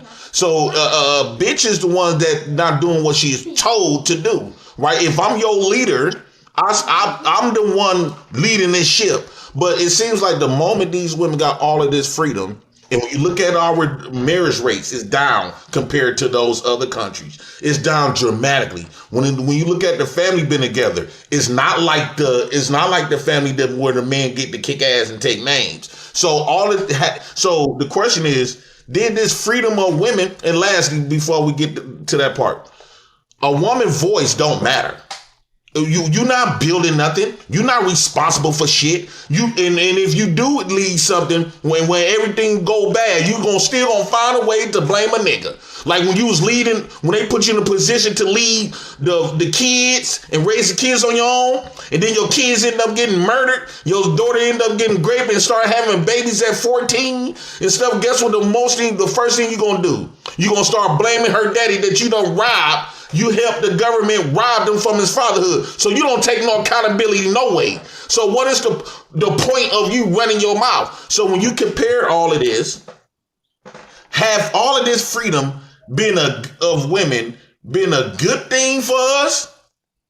Because it seemed like it went downhill. Because now niggas don't even want to fuck with you long enough to bust a nut. Okay, so Jay Prince, hold on just a second. So I'm gonna stop you for a second. I want to say this for Trula Blue that's in the building tonight, man.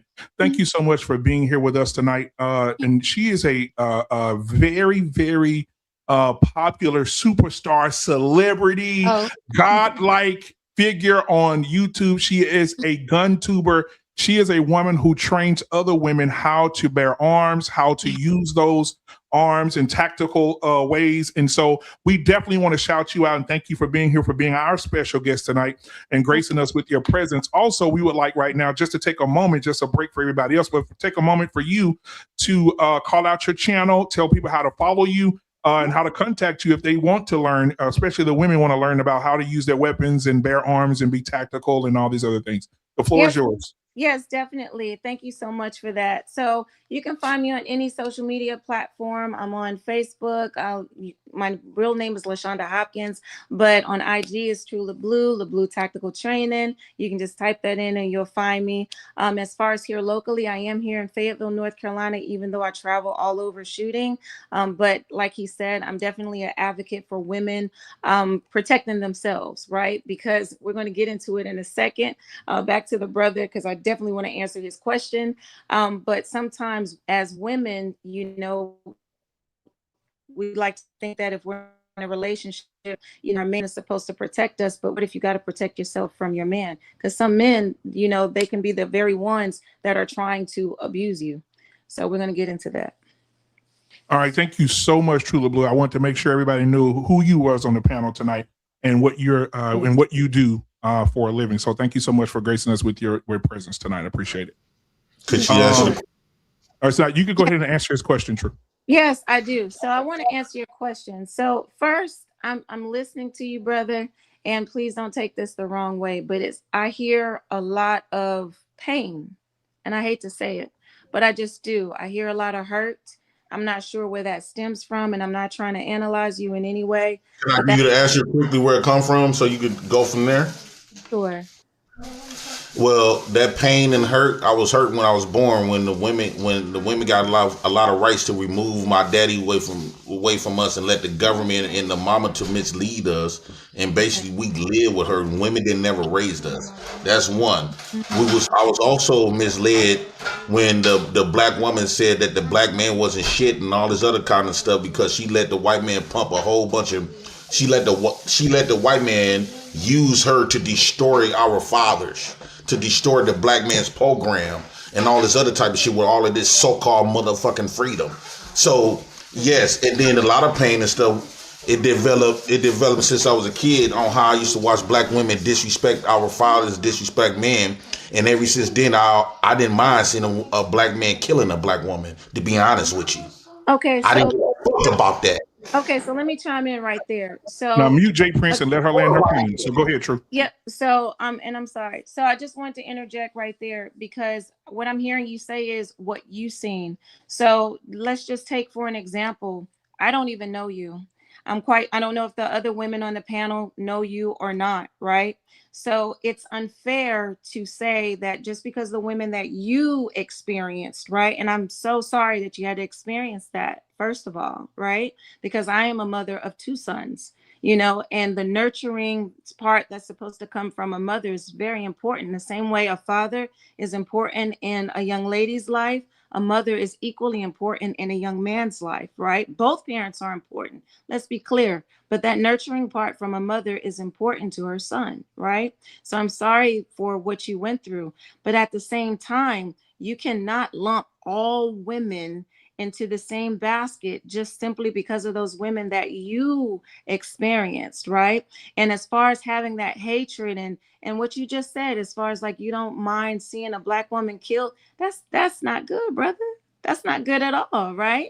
The black woman that's not on the black man's program, like right. The one. But let her finish. Let her finish. Let her finish, Jay. But here's my thing: no matter what, you know, difficult relationships I may have experienced within my 47 years of being on this planet, I would never fix my lips to say that I would want to see a black male. I don't want to see no black man murdered. I don't care who he is. You understand? Even the ones that are out here committing crimes, because I understand that once you peel back that layer, of that onion, and you detect that iceberg underneath, it's a deeper issue. People are out here struggling mentally. They really, really are. They're suffering from childhood trauma, unresolved childhood trauma. And part of it is not going to go and receive, the resources and the therapy and the counseling that's so severely needed. So as opposed to go and looking inside and getting the help that one needs, it's just easier to point the finger and direct all of that hatred towards other beings. And that's not conducive to yourself. It's not conducive to your mate. And it's certainly not conducive to our communities. Not at all. What True Blue, and I'll end with this. Is one thing for me, I want that, right, with the killing and stuff. But black women actually, most black men that got murdered. Yeah, you can hear me? Did it cut out? No, I can't. We can hear you. Sorry, did it cut out? No. Can you hear me? Oh, she dropped. Well, most black men who have got murdered, most of those murders, deaths by black men, most of them it had a black woman to do with it. Most of these wars in Milwaukee, Chicago, it all stemmed from a woman, a chick playing two sides, going around fucking niggas or going around. How many times niggas done got set up by a woman, right? How many times? Listen, I don't know what happened. I don't know. Okay, you can hear me now. You good? Yeah, I can hear you. I don't know where it stopped. So it's one thing for me saying that I won't mind and saying that. Right. That ain't killing a woman, but y'all actually getting us murdered. Y'all been getting us black men murdered for a very long time, right? Y'all done got y'all sons into some shit. Y'all done got y'all brothers, cousins. I'm getting my niggas them because you disrespecting a man ain't gonna let you disrespect him. And so with all of this freedom, this is what I'm talking about. It's dangerous for black women to have all of this freedom because most of these women feel like now they done got all these niggas that they know that's gonna kill for them. So they go around pop they motherfucking mouth at people like other niggas supposed to be scared of your dudes or who you got to pull up and all this other shit. We see videos where this woman called her brothers and them over there to her nigga house and they come running up in this house. He aired both of them out, right? And so that's one thing, right? And then when you try to make it seem like this just a one-off, no, the majority of black women has this disregard for black men. Primarily in the welfare. If they on welfare, they definitely disregard black men, right? And so now those type of women trigger down to the so-called good women. Now you got these good women picking up those traits. Now when other women from different cultures is mimicking black women, Asian women started mimic. Every time I hear Asian women act black, I know she has been tainted by y'all. So I don't think that y'all left a good example of love like these other women in other countries. I don't personally think you should be showing your hair just like them other men got it. I don't think you should all be all out like that and as if you free and shit. Y'all go out here and nowadays y'all would tell y'all man he insecure because he telling you not to go outside naked and shit. You got your cleavage showing. You got your pussy print showing. Your ass jiggling. You wearing the tightest nested clothes. Right? You ain't even wearing no clothes for real. You just got something to cover it up. Right? And you'll tell him he insecure because he's saying that you can't go on this girl trip. You can't go to clubs or walk outside. That's going to damn near get him shot because you know niggas going to pull up and holler at her because she dressed like a prostitute. What does freedom really do for y'all? Can I please interject? Yes. Raise our hand button on here. I don't know. Yeah, you good. You good. Okay. So this is what I don't know if I got kicked out of here earlier or whatever, and I was on the road, but got kicked out. But I'm back. So here's my thing, right? As far as back to the question that what's his name, Jay Prince had earlier. Mm-hmm. So in reference to we can't keep blaming everything on the black woman because all I'm hearing is black women, black women, black women, black women. Everything is not the black woman's fault. Why not? Let's talk. Hold on. Jay Prince, she let you talk. Let her go. Let's talk about that. If you want to talk about as far as, a father not being in the home, you cannot have a single household unless the man is deceased. unless he is deceased, right? Unless he's deceased or unless he's in jail, there should not be a single parent household. Why? Because you can't have a single parent household without an absentee father. So why is it constantly being blamed on Black women? Black men have an equal role when it comes to taking care of their, hold on, yes, they do. The same way they laid down to create that child, that was an equal role. So it's an equal role in taking care of that child. We can't blame it on the government. We can't blame it on society. You have to, you can't. You Jay cannot. Prince, let her finish. You cannot. You have to take some responsibility. Like I said, I have 2 sons. I can't expect nobody sitting on this panel to take care of my kids. Why? Because that's my responsibility and their father's responsibility. That's whose responsibility that is at the end of the day. Now, if something was to happen to me, like I go to the upper room or something like that, that's different. But as long as I'm walking this earth, that's my responsibility. But it's a lot of people who want to do adult things, i.e. having sex. But then once the responsibility kicks in, where a baby is created, now everybody wants to go ahead and poof in the wind. And that goes for men and women, because it's not just like you have some absentee fathers. You got women who don't know how to be mothers either. So that's just a problem that we're having. But at the same time, we're not just going to sit here tonight and just bash Black women. That we're not going to do, because Black women are the only one whose men will drag them like that. You don't hear Asian men coming on social media or no platform talking about Asian women. You don't hear German men coming on here talking about how bad German women are. But you'll hear a Black man come on here and talk holy crap about Black women when your mother is Black, your grandmother is Black, your auntie is Black, your daughters are Black, but you want to drag Black women. What's the real problem? Okay, the real problem is you ignore your responsibility. First off, we can't blame Black women for everything. When you told the government that you don't need no nigga to help you raise them punk ass kids, right? That means you put yourself. Hold on. I had to wait till you was finished. You put yourself in a leader position to be the mother of these kids. So whatever take place, we come from that. So when you talking to men like me that was raised up under the single mammy community, you are responsible. You told the government that you didn't need us, and then go try to sit up here and gaslight the fuck out of us, talking about it's an equal opportunity to men. No. You in that punk ass government removed our motherfucking daddy. No, it sounds like your mama removed your daddy, and you need to You need to go boo-boo. Talk for your household and your mama. Don't put that on everybody else. Go talk to your mother. Go talk to your mama, not me, because I'm not your mama. I'm not your mama. We're not going to sit up here and ignore the numbers. No. I've had enough. I've had enough. Hey, don't tell me to be respectful. You ain't going to tell other people to be respectful. No, because you're not talking like a man. You're talking like a grown. You're not talking like a grown man. I'm sorry. Hold on. I can be on a panel with a man. I can't be on a panel with a grown boy. I cannot do it. I cannot do it. So True Blue. Watch this. So you watch need to go talk to his mom. Is what you need to talk to. No. He is hurt. You literally told me to shut up while she was talking. I did not tell you to shut up. You can rewind the tape. No, he's talking about me. He's talking about me. I never told you to shut up. He's talking about me. True, he's talking about me. I never said that. What I said is you need to go talk to your mother. No. So nobody else on this panel heard you. No. Listen, hold on, both of y'all. Hold on. True. So let me tell you this. He's talking about me. He said I told him to be quiet. No different from the rest of them bitches. Which I did. I did tell him to be quiet. However, that's where you got the mouth from. He just like them bitches. However, this could be a good conversation. Jay Prince, do not call out her name.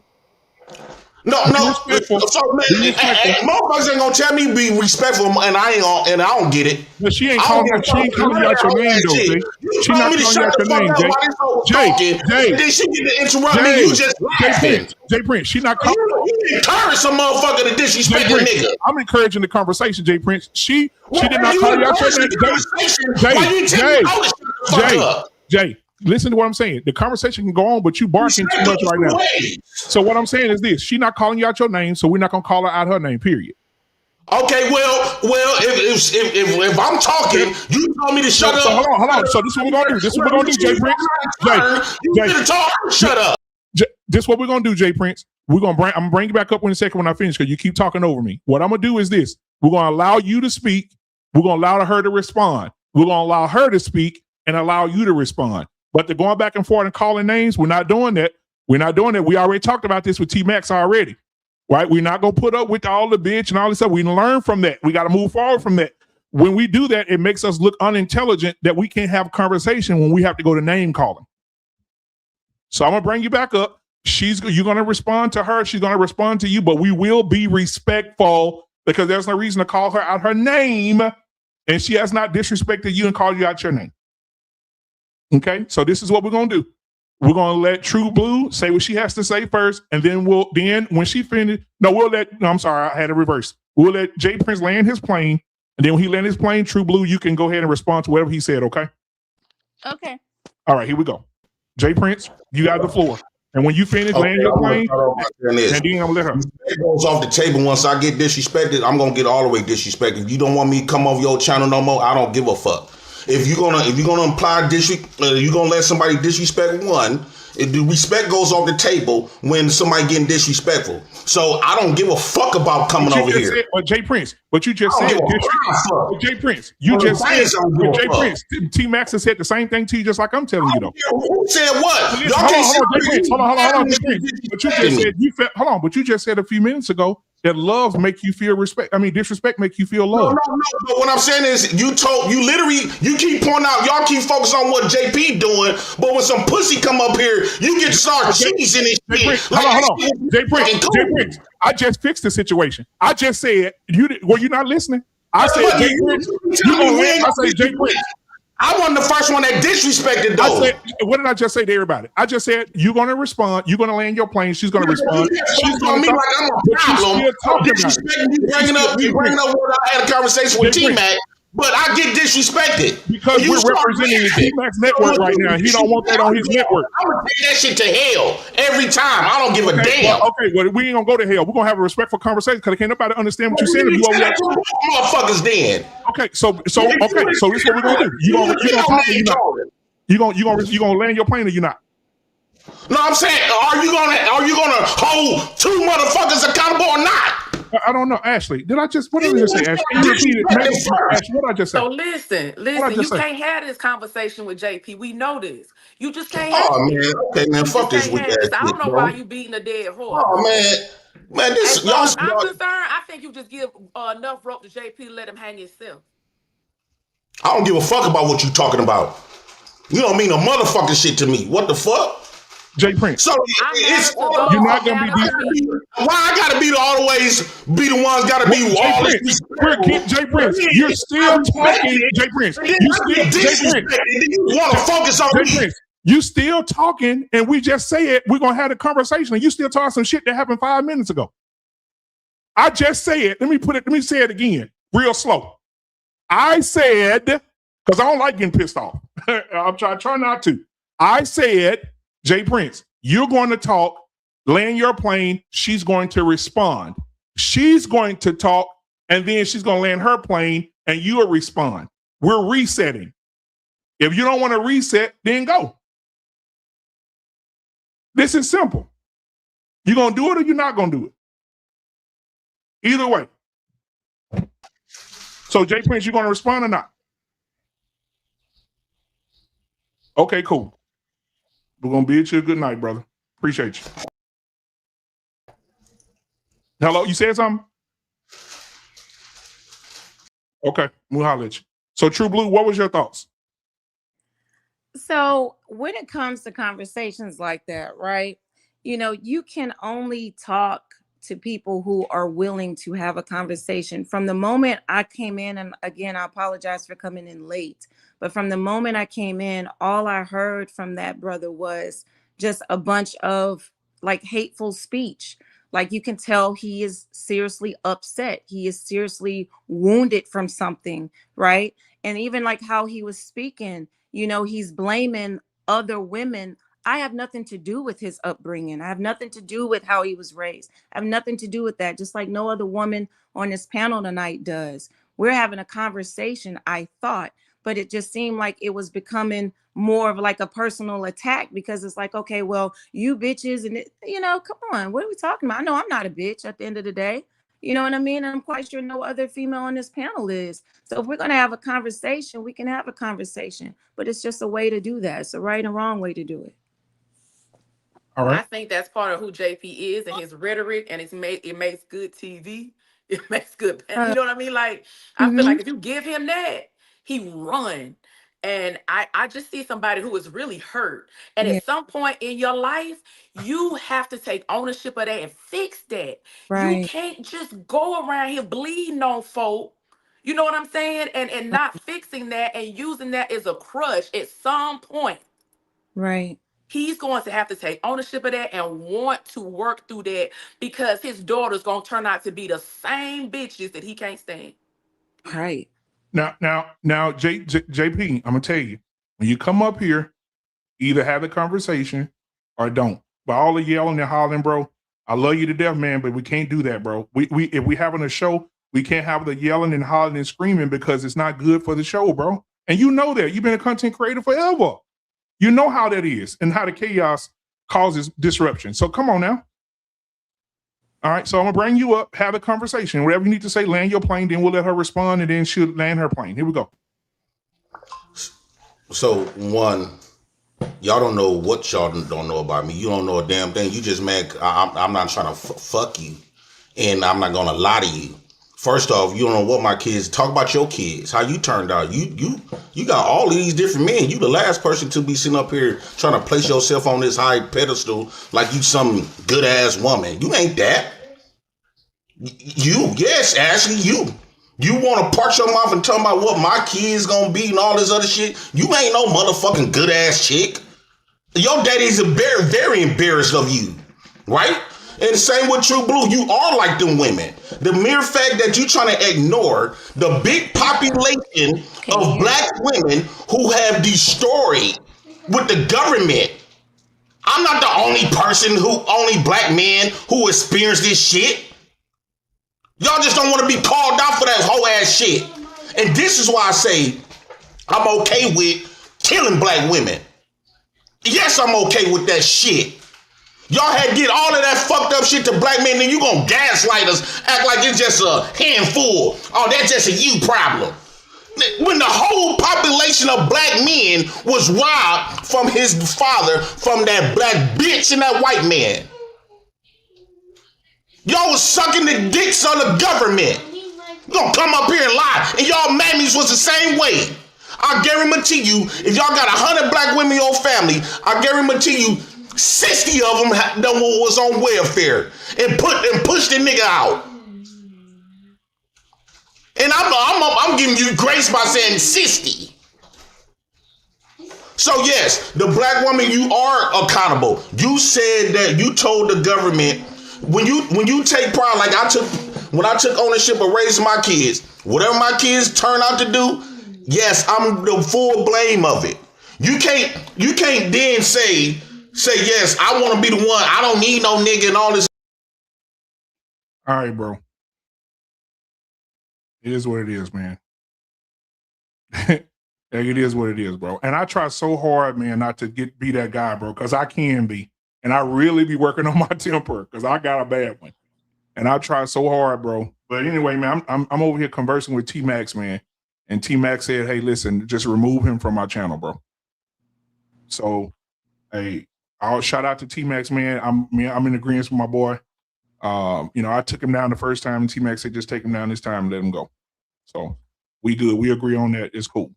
I want to say this, though, like we do True Blue, True or whatever, everybody. I understand. I want to say this. I understand that Jay Prince has gone through a lot in his life. And he talked about how his mom tried to delete them in a car. He talked about how they tried to shoot his dad or something like that. Or like he's been through a lot. He's seen a lot in his life. And what we're seeing is evident. And I've had this conversation with Jay Prince. I've been knowing Jay Prince for years. We've had this conversation with Jay Prince before.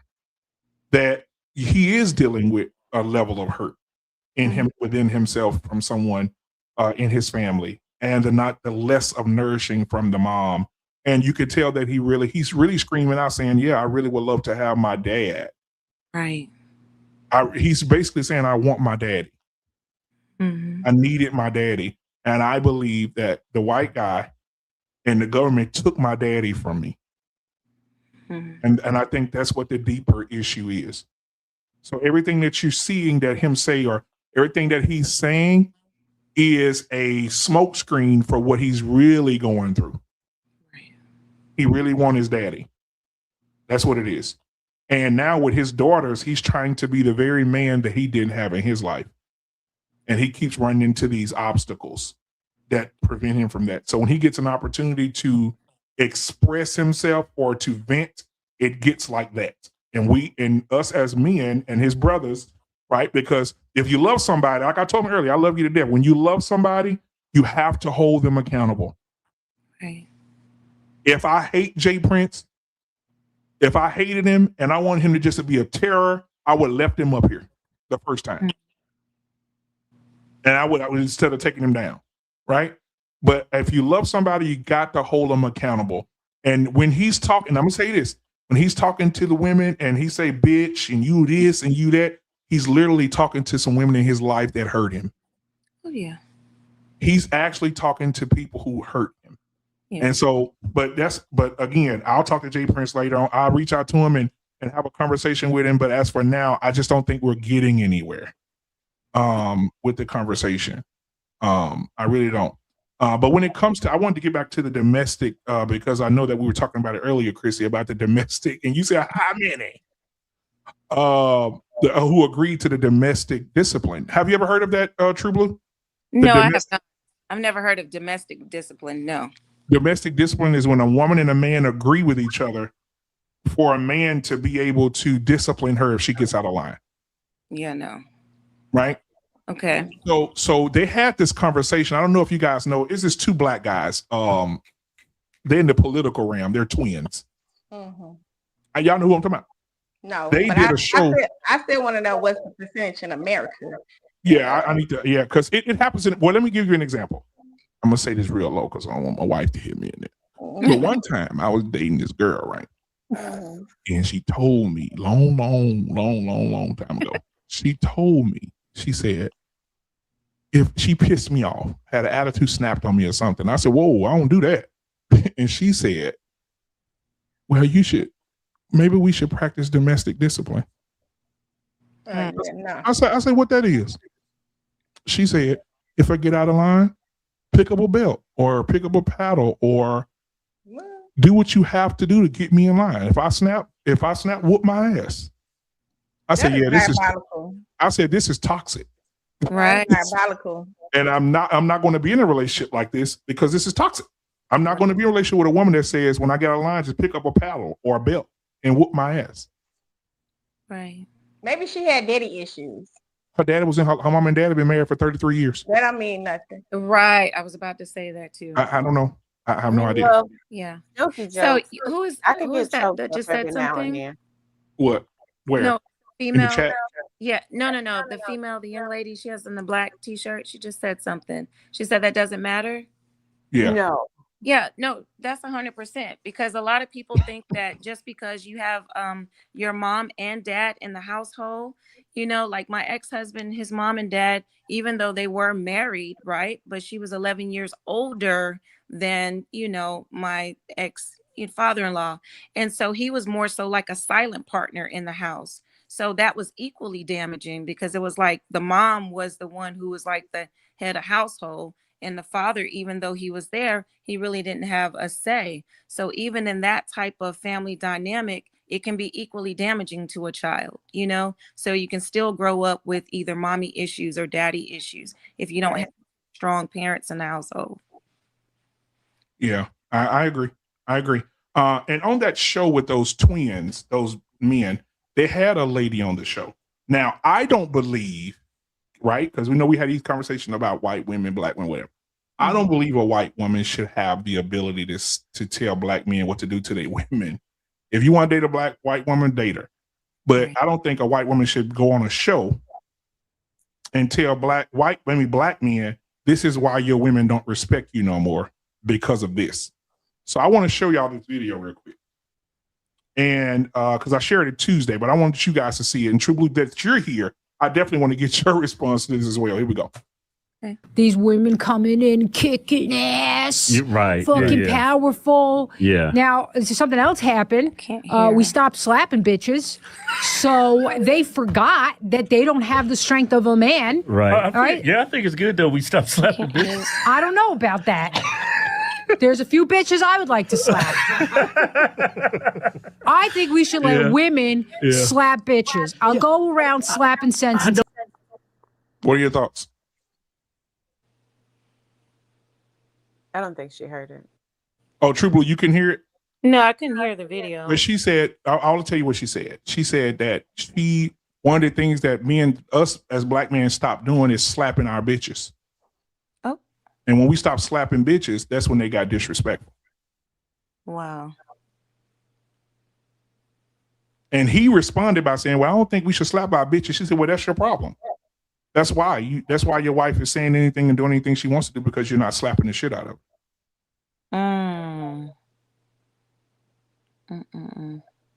So I just want to have an open conversation here with the ladies. Ladies, y'all have the floor, talk about it, and then Ronnie, me and you will come in at the end and say what we have to say.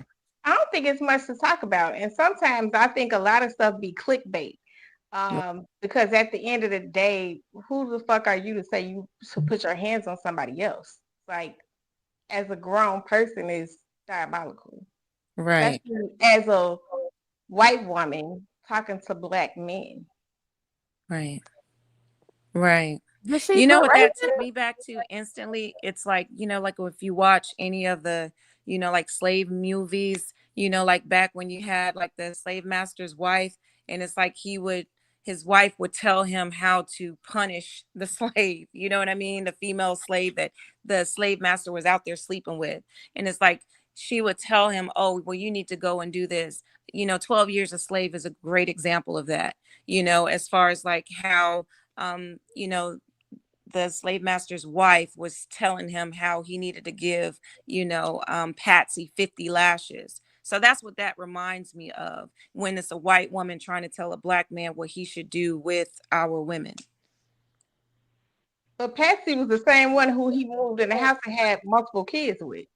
So let's talk about it. Yeah, exactly. Yeah.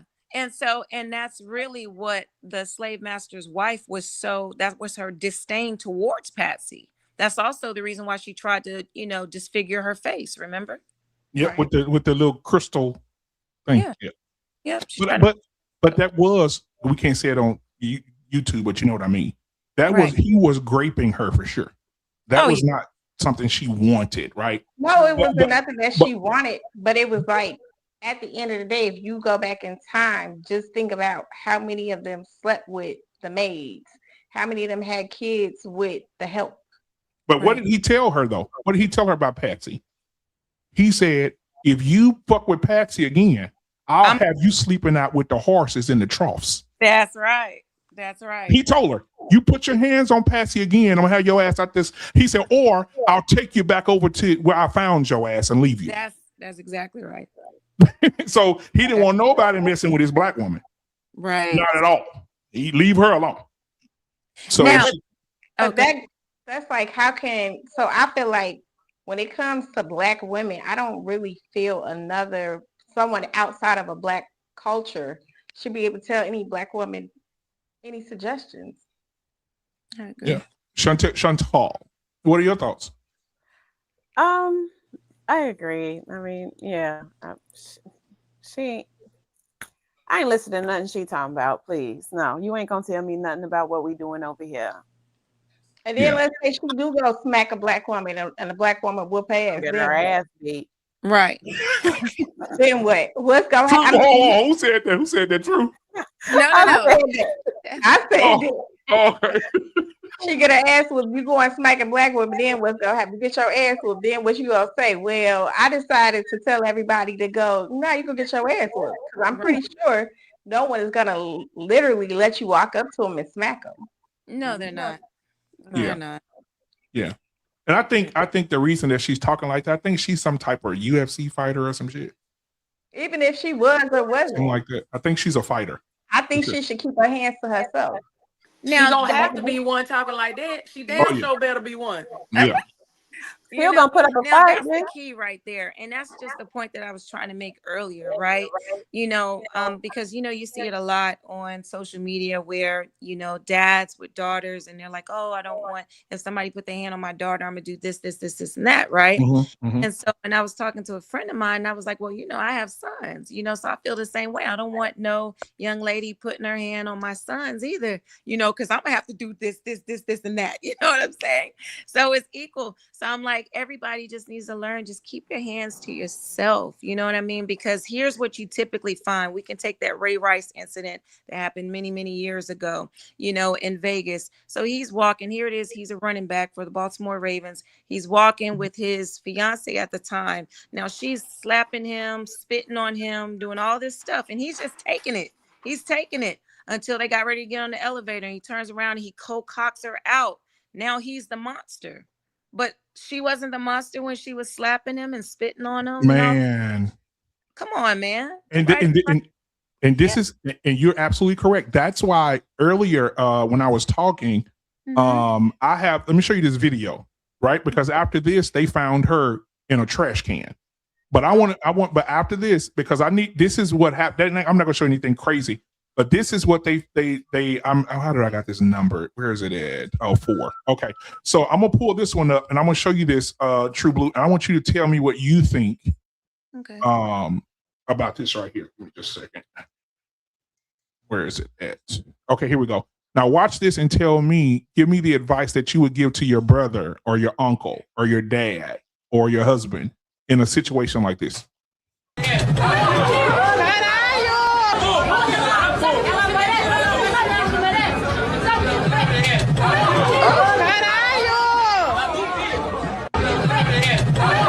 Wow.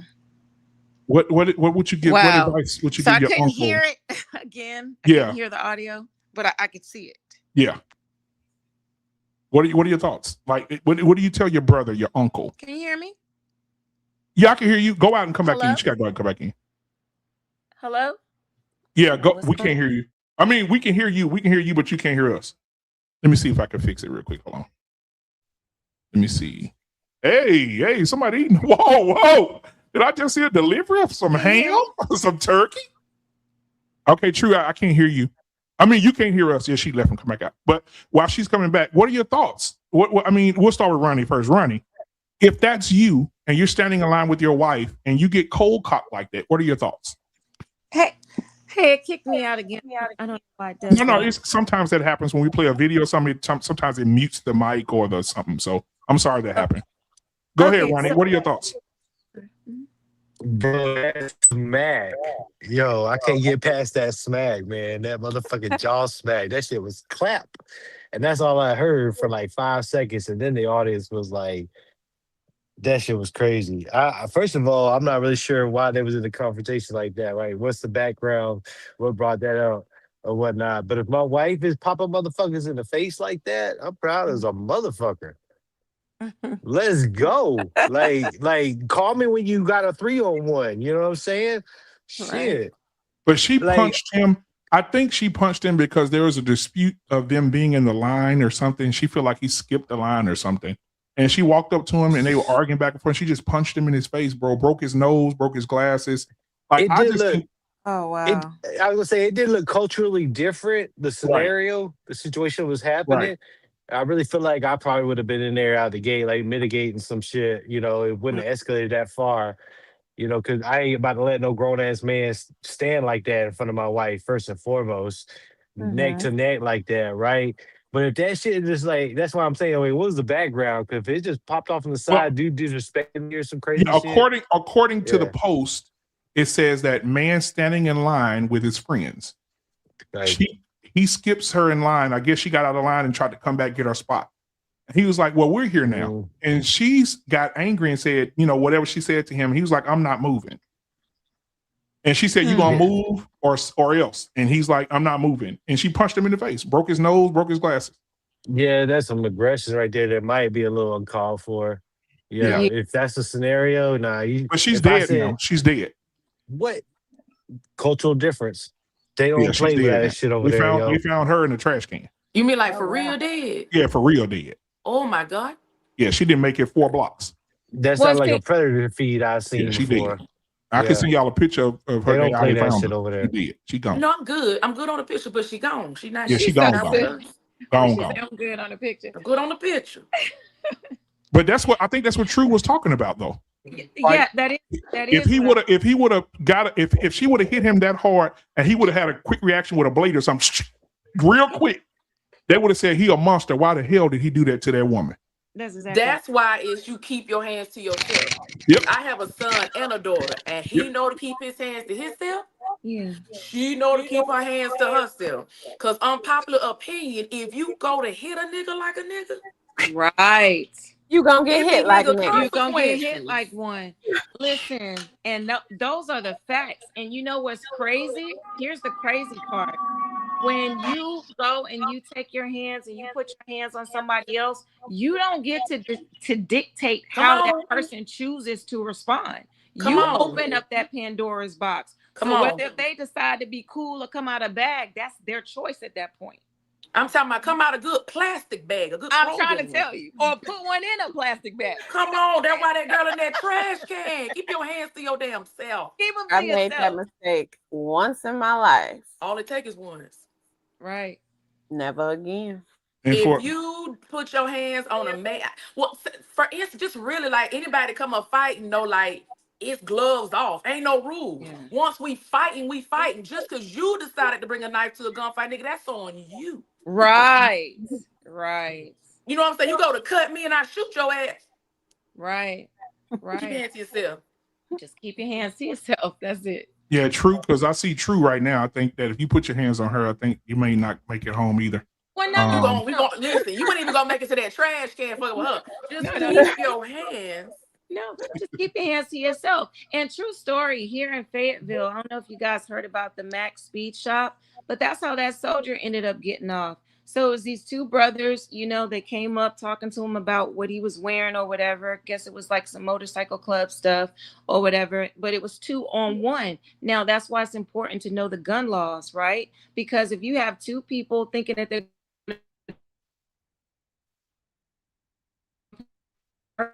person, You're a little choppy, True. I think it's your internet, maybe. crap up out of you. See, let me take the hello. Yeah, I think I Hello? think it's the Hello? Wi-Fi. Okay, can you hear me now? Yeah, you good now.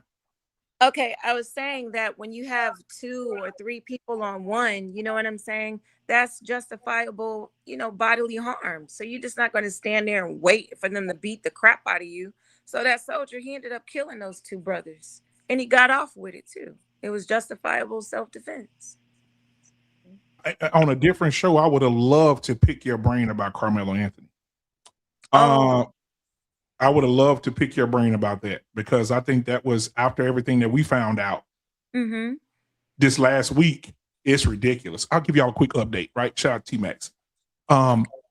They posted, I mean, they have so many documents that was not entered into the case.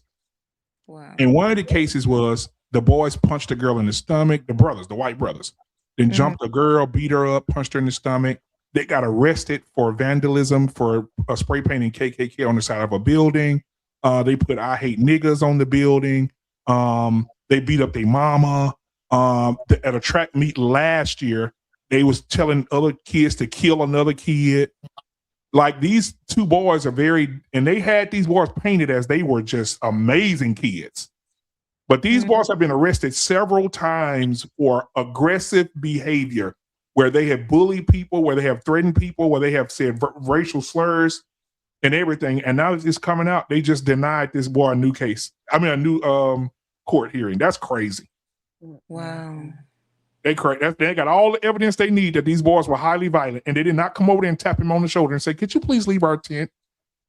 If you got a history of that type of violence, then that violence is going to stick with you. You're just like your daddy. But that's neither here nor there. I don't. That's another day. Another show for another day. It's crazy to me. But I did want to get your thoughts about. So the lady just punched that guy. They found her deceased, and I think what some of the men in the community got together and just got rid of her. I think that's what it was. I think that's what happened. Similar to what happened in Dubai when the black girl went over there for vacation and started screaming at the man. Yeah. And they put her ass in jail, and she damn near didn't make it back here. They had her in jail because they don't put up with, and I know, True, I think you was talking about this earlier. They don't do disrespect over there at all. No, not at all. If you get sideways with a man, your ass going to jail. So if your man tell you to do something over there, and you get ignorant with that man, you going to jail. You better do it behind closed doors. Yeah, you gotta do it behind closed doors. Or you going to jail. So I want to ask y'all this before we get to the last topic of the night. How do y'all feel about that in other countries? They don't have this. Like, you can't really snap at your man. Like, and all the stuff that Jay Prince was talking about earlier about, I like getting cussed out. Over there, you can't cuss out a man. You can't say nothing. You can't raise your voice. None of that. What are your thoughts about that? Well, Krista, we'll start with you. Go around the room here. Do you think that should be implemented here? That's the question. Of course not. Oh. Look at T. They really the prize then. And the reason is because them women want to come over here to be able to have freedom of speech. So they should be allowed to disrespect their men. I'm not saying be disrespectful, but I'm saying be able to have a voice and an opinion. Like, they're not able to say anything at all. Yeah. But I was focusing on the disrespectful part. Like when you can cuss or raise your voice. And I'm focused on the women that's over there in them countries who want to come over to America. Because at the end of the day, it's like a dictatorship. It's beyond disrespect. You understand what I'm saying? It's taking their voice away from them, where they're not even able to voice their opinion about how they honestly feel about things because they don't have a voice. Right. Now, what if I told you a lot of men not agree with that totally? But I think I heard a lot of men. So I heard on a panel about a week ago, men said women shouldn't even have the right to vote. What? And they asked the question. I'm listening, and I'm saying, okay, somebody gonna ask. And somebody said, why can't they vote? He said, why should a woman be able to vote and decide? Because sometimes you vote for if men can be selective, select service. Why can't a woman vote for a man to risk his life in war, but a man can't tell a woman to do what he want her to do with her body? It's my body, my choice. But then they make decisions for men to go to war. They can vote for different things that pertain to men doing things. And they feel like a woman shouldn't have the right to vote. And they feel like the world turned when women had the right to vote. What are y'all thoughts on that? I know I'm going to hear y'all. Go ahead. That's interesting. Very. If you're in the army, you're not enlisted, then that don't pertain to you. That's interesting. I mean, we're not in the 1920s and the 1930s. So right. We have to get it together with the modern days and times. And that's what we get into. That's why this conversation, what do modern women want? We're going to transition right into it. What do modern women need from traditional men in 2026? What do they need? It's that modernist stumped me. As very forward thinking as I am when it comes to my relationships, I am very old school. I believe that a woman, hear me, I'm not the old woman should be barefoot, pregnant in the kitchen, right? But I very much believe in a lot of traditional roles. Yeah. So that like a modern woman, as modern as I am, I am ready for my soft girl era. I have paid bills. I have wiped ass. I have cleaned kitchen. I have plucked feathers. I'm tired. I am very much okay. I am very much okay with fixing T-Max's plate. I am very much like I am. You know what I'm saying? I've done all that. I'm cool on it. I need my man. Yeah, I'm cool. I'm more with the adaptation of it. Like I do enjoy some of the traditional roles of the women and the men, but let's kind of evolve it and make it fit a little more in today's times, because like you say, no, I don't need to be barefoot and pregnant. I can go out here and make some money too. Okay. But I can also make you dinner. Could you make dinner one night? You know, let's just evolve it. But I think we need to. People have to have the definition of what they consider traditional, right? Because in everybody's eyes, traditional means different things and many different perspectives. So I think that's when we have a conversation to make sure what is traditional to that other person. I just think I think that we've lost the softness of our women. Oh yeah. We've lost it. I think corporate America took it. I think the world took it. And there's just nothing worse than just going as a man, going to work all day, and then you get out work and you come home and your wife's still in that mode of being like a nigga. You know, it's just I see what he's saying. What's wrong with you? You know, like that's what I'm saying. Like you coming in, you like, hey babe, what's going on? Hey, what up? What? No. You know, like you going to bed, and you know she not wearing nothing sexy to bed no more. You know what I'm saying? She's looking like she's going to bed in outfits. Yeah, she's dressed like she going to bed looking like Jay Prince. She going to bed dressed. She going to bed dressed like she just got through mowing the yard. There's nothing sexy. There's nothing soft, and they're just so masculine, and it's just. We're losing. We're losing the softness, and I think the traditional thing was because I don't understand this point. I mean, we talked about this, Ashley, so don't start shouting and run out the room. We talked about this. We talked about where in history or in Christianity, anything that you believe in, where does it show you biblically, text-wise, or anywhere that women didn't work? There's nowhere in any text that says women should sit at home and do nothing. Right. I don't know. Even from a biblical perspective, it says Proverbs 31, it says a man goes out, he goes to work. The woman stays at home, make sure the children good, make sure the house clean, but she works diligently with her hands. She's like a merchant ship from afar. She finds land, she buys it, she multiplies it, she brings that money home, brings it to her husband. I don't understand what happened. Even everybody talk about, I know y'all probably don't hear this, but everybody talk about, girl, I can't wait to get my Boaz. Girl, I need me a Boaz. Well, in the Bible, Boaz was a very handsome, tall man, the man that everybody wants today, the six-figure nigga. He was tall, he had power, he had money. But guess who he fell in love with? He fell in love with Ruth. Why? What's the first thing he said when he saw Ruth? He said, who is that young lady working down there in the fields with the rest of those women? Right. He fell in love with her because of her work ethic. She was working. You better know your word, BM. I'm trying to tell you. You better know your word. So I don't know in text, right? I'm in reading the word. I've never seen it where women don't work. They've always, God in the beginning in Genesis, he said, I created man, I put Adam to sleep and I created a woman, right? Adam was made. Eve was created. He created that specifically for Adam. And he said, this is your help. Right. Now, your wife want to be your boss. Hey, he wants to be your leader. Hey, BMU, you know why God put Adam to sleep, right? Because if Adam was awake, he'd have had some suggestions. Exactly. Exactly. He would have said, because think about it. When Adam was a bachelor, it was the best time of his life. Right. They say the fish would come up and to see Adam. The lion, he could sleep on the back of the lion. The birds would come down and sit on his lap and sing to him. But as soon as Eve went over there and got seduced by the enemy, the fish went to the bottom of the water. The lion started to chase him around and tried to eat him. The birds went up in the trees because she was disobedient. Right. We just talked about that in the vows. How many women we know being disobedient? The old girl said, I don't know none. Well, Eve was the first one.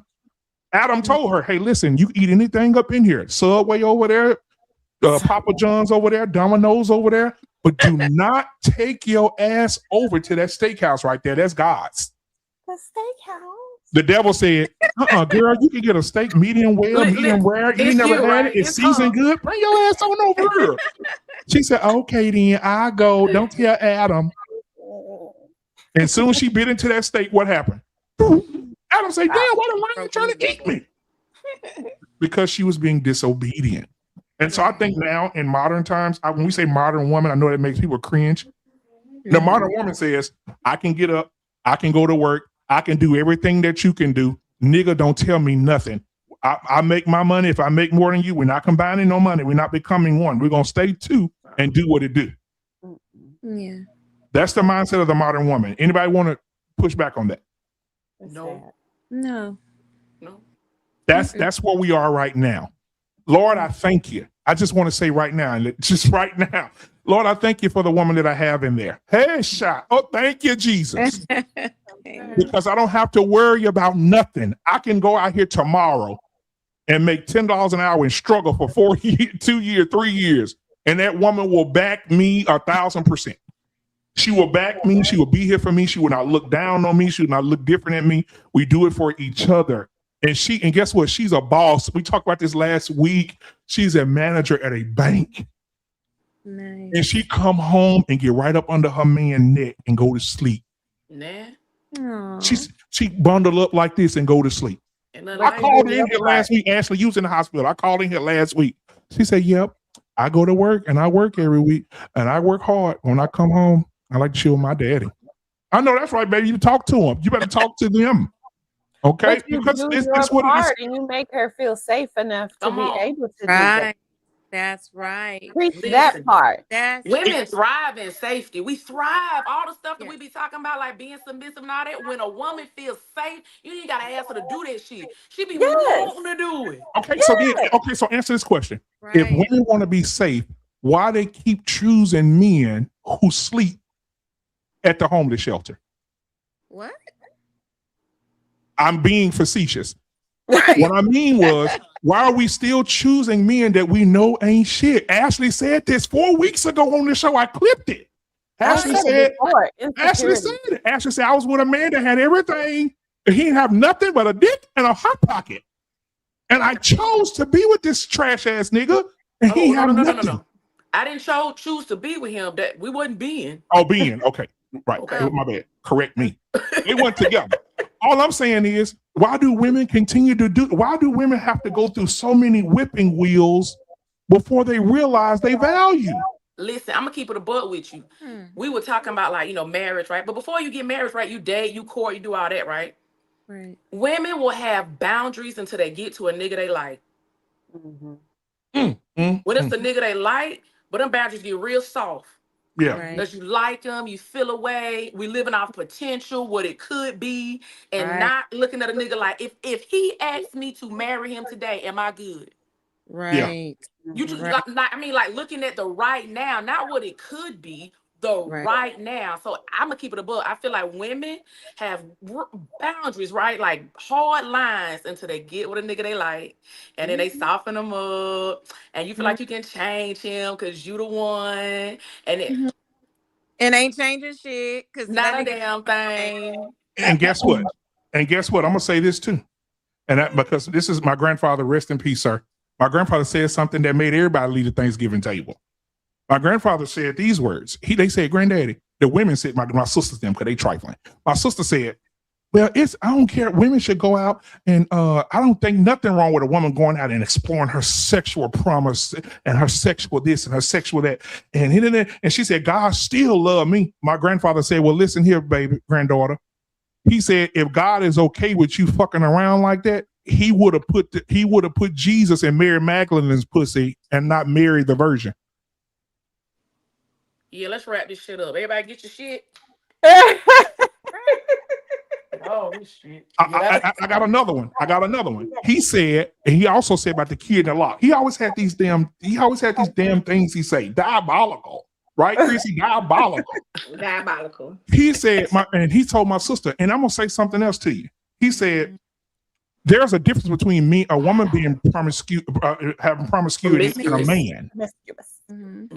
He said, you know why? He said, because if 20 keys can open up one lock, that's a faulty lock. It's trash. Need to throw it away. He said, but if one key can open 20 locks, that's a master key. He said, that's the difference between us. I'm gonna Don't let them Yeah. go over your head. No, and I get it, and I've heard that before. But here's the thing: as far as when it comes to a double standard of that, no woman wants community dick, just like no dude wants community coochie, right? You know, so it's I get what that's saying, but if a man know how to control his seed and he's just issuing it out because he's a man, there's nothing attractive about that either. Now, true. I won't say this, and I've never said it on this panel. I'm gonna say this. My sister-in-law, shout out to Megan. My sister-in-law works in Houston, right? She works at the hospital at Houston. She said, "Brother, I'm gonna tell you something for your show." She said, "I know you're gonna get the big head because you always be talking about this shit." I said, "What is it, sis?" She said, "I'm gonna say it and I'm gonna hang up." I said, "Okay." She said, "We just had Mocha Fest here in Houston." She said, "I don't know if y'all seen any of those videos from Mocha. Did y'all see any of those videos?" Lord bless you. In Mocha Fest, they showed, and it was so embarrassing as a black man to watch our sisters, because I'm like, Lord, please don't let none of my kinfolk be down there. They showed black women sitting by the pool, y'all, black men walking by on their cell phones. They pulling black men in by their shorts and just giving them head in front of everybody. Oh my God. They showed two black girls eating each other out by the pool. Everybody got a circle around them. Now, if they found you with your cell phone, the security put you out because they didn't want you videoing it. But it was like a big ass orgy. And guess what? They had one of the nicest hotels in Houston, and all these people were professional people. Now, my sister-in-law says this to me. She says, "Brother, I'm at the hospital. I'm gonna tell you what happened." She said, "A lot of these women coming in here, and she said so many STIs, we don't even have enough tests left." Oh my God. She said, "Baby," and she said, "And who leading it?" She said, "Our black women." She said, "Just disgusting to see how nasty and how funky these cooches is coming up in here." She said, "It's real bad." And I said, "What about the men? Because I got to have this information." She said, "Listen, I'm going to tell you like this here. Majority of those 40, 50 women are naming the same man that had sex with them." Yeah. She said 15% of the men are having sex with 60% of the women. Oh my God. I said, wait. I said, "Say it to me again." She said, "I'm finna hang up because you're trying to make me repeat it because you told me this before." 15% of the men having sex. So these women down there, who'd you have sex with last? They looking in the database. She said they looking in the computer. Some of the same niggas, top 10 niggas. They got a list of top 10s going across the screen, and all these women are saying the same names. No.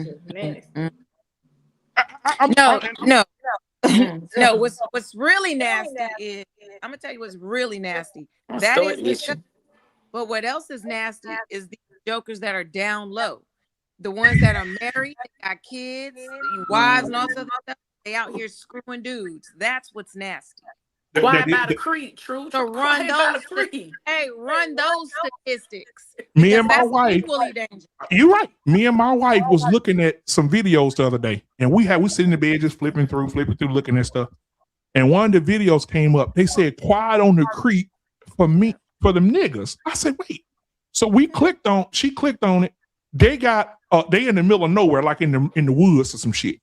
All the niggas out there, no shirts on, sweating like Hebrew slaves in the back of a Kroger's, and all of them got on masks. I look in the comments, some woman say, "I bet you it's a whole bunch of women on here looking at these tattoos and these arm tattoos trying to find their husbands." That's crazy. That's what Quiet on the Creek does. Thank you. Quiet on the Creek is for the down low Down boys. low. Yep. And they meet up at these spots. Yeah. And they engage with each other, for lack of better words. I just had this conversation with you. That's what Quiet by the Creek is. It's essentially singing about being down low, and meeting up with other men and shutting the hell up about it. But you gotta be quiet. And then at the barbecue, all the niggas standing around the barbecue pit to my nigga, you did have some good dick, nigga. You know what I'm saying? Their wives in there watching TV. Listen. And Jay Prince talking about people supposed to be dead. Them niggas supposed to be dead. Hello? You're actually ruining good women. Because some of these women are with you and don't know that you had, Steven Johnson's penis down your throat 8 hours ago. Exactly. Or he up in your ass because, and one day me and my wife were laughing so hard. Y'all, social media is like a soap opera. Listen, did y'all see the damn video of the man come home to his wife? She said, "Why you keep coming home so late? I'm tired of you." I'm thinking it's a TV show. I was like, oh, this is gonna be a little drama thing I watch with the wife. Well, so we looking at it. He said, baby, just come get in the shower with me. So he goes to the shower, take a shower. She's rubbing his back, rubbing his chest. She walks around to talk to him, look him in his eyes, and do all this sexy stuff. And it's a condom hanging out his ass. No. Oh my God. No. Y'all, it's bad out here, y'all. That's why you gotta listen to me. This is a public service announcement. This is why men like T-Max, he got Ashley, he ain't gotta worry about nothing. I got my baby in there, you ain't gotta worry about nothing. But all you single women, I feel so bad for you. Because your men are going out here pumping niggas in the ass, corn on their dick, coming home, putting it in your mouth. No, because it's called celibacy. No. That's the safest way to be nowadays. Look at Chris's face. Chris, it looks disgusting. That's the safest. Now, Chris, that's why you're supposed to hit him with that diabolical. Because goddamn, No, it is diabolical. He's telling the truth though. But Yeah. you just gotta I call these niggas I call them aisle 5 at Walmart. The majority of aisle 5s at Walmart has sugar on them. Aisle 5 at Walmart niggas. And you can sense them. I don't care what women say, because now women are accepting these gay men. Now we got to put that out there too, True. Because there's something called velvet marriages now. You heard about those? What the hell is that? What You got a name for Oh everything. my God, baby! Is it velvet marriage? What's a velvet marriage? A velvet marriage. Is a velvet marriage? I think it's velvet. A velvet marriage is a gay man, a woman who marries a gay man, has children with him, but it still allows him to live his lifestyle. Oh my God. that ain't velvet. That's open as hell. Yeah, and not only that, it's Listen, so if it wasn't for my, listen, TikTok, Chrissy, this your fault. TikTok had these goddamn videos when you scrolling up, and I said, velvet, what the fuck are they talking about? Velvet marriage? She said, yes, I get 2 in 1. I get a man who's sensitive, he's soft, he's caring, he's nurturing. He helped me with the kids. He washed dishes. He washed clothes. He cleaned up the house. We share responsibilities. We share money. I'm married to him. And every little time he feel like he wants some penis, I allow him to go get it. In return, I get everything I need from my man. But who want a soft ass man though? Okay. I want a man. Hold on. I need a man with sensitivity. A man like me. Y'all want this. Y'all been talking about this for years. Y'all don't want no sensitive man? That's too sensitive. Not that type of sensitivity. He gotta be emotionally intelligent. He can't be more sensitive than me. The fuck? Yeah, both of y'all in there crying together and shit. No, that ain't gonna work. Huh? It's okay to cry together for some shit. Ain't nobody I'm trying to be saying like he come home. I'm on my period, he on his period. That's too much. Yeah. That's when you be asking, did I marry the right sex? Because I'm just trying to understand what the fuck is we doing. Yeah. No. I mean, if somebody died, then you can cry. You know? I mean, there's nothing wrong with. Don't get me wrong. It's nothing wrong with a man showing their emotions, right? But you can't be like, I can't talk to somebody that's more sensitive than me. So explain that. Break that down for the crowd, the audience. Okay. When you say more sensitive, what is it? What does that look like? Like, can he come in and lay his head on your lap after a long day and say, "Baby, it's been tough on me today," and this my mama's anniversary of her death, or some going through something at my job, and he drops some tears in your lap? Is that okay? That's fine. Somebody died. No, but Okay. I got you, boo. He can be vulnerable with me, right? He can be vulnerable with me. That's not a problem. But if you more sensitive than I am, that's a problem. So No, the basically, problem I have is when go they ahead, get True. mad, they get upset or whatever. As far as what I think of a lack of emotional intelligence is like a guy. We say we're out at a restaurant and we're having a conversation. The conversation isn't going the way that he wants it to go. He gets up and storms out of a restaurant. That's like an adult toddler.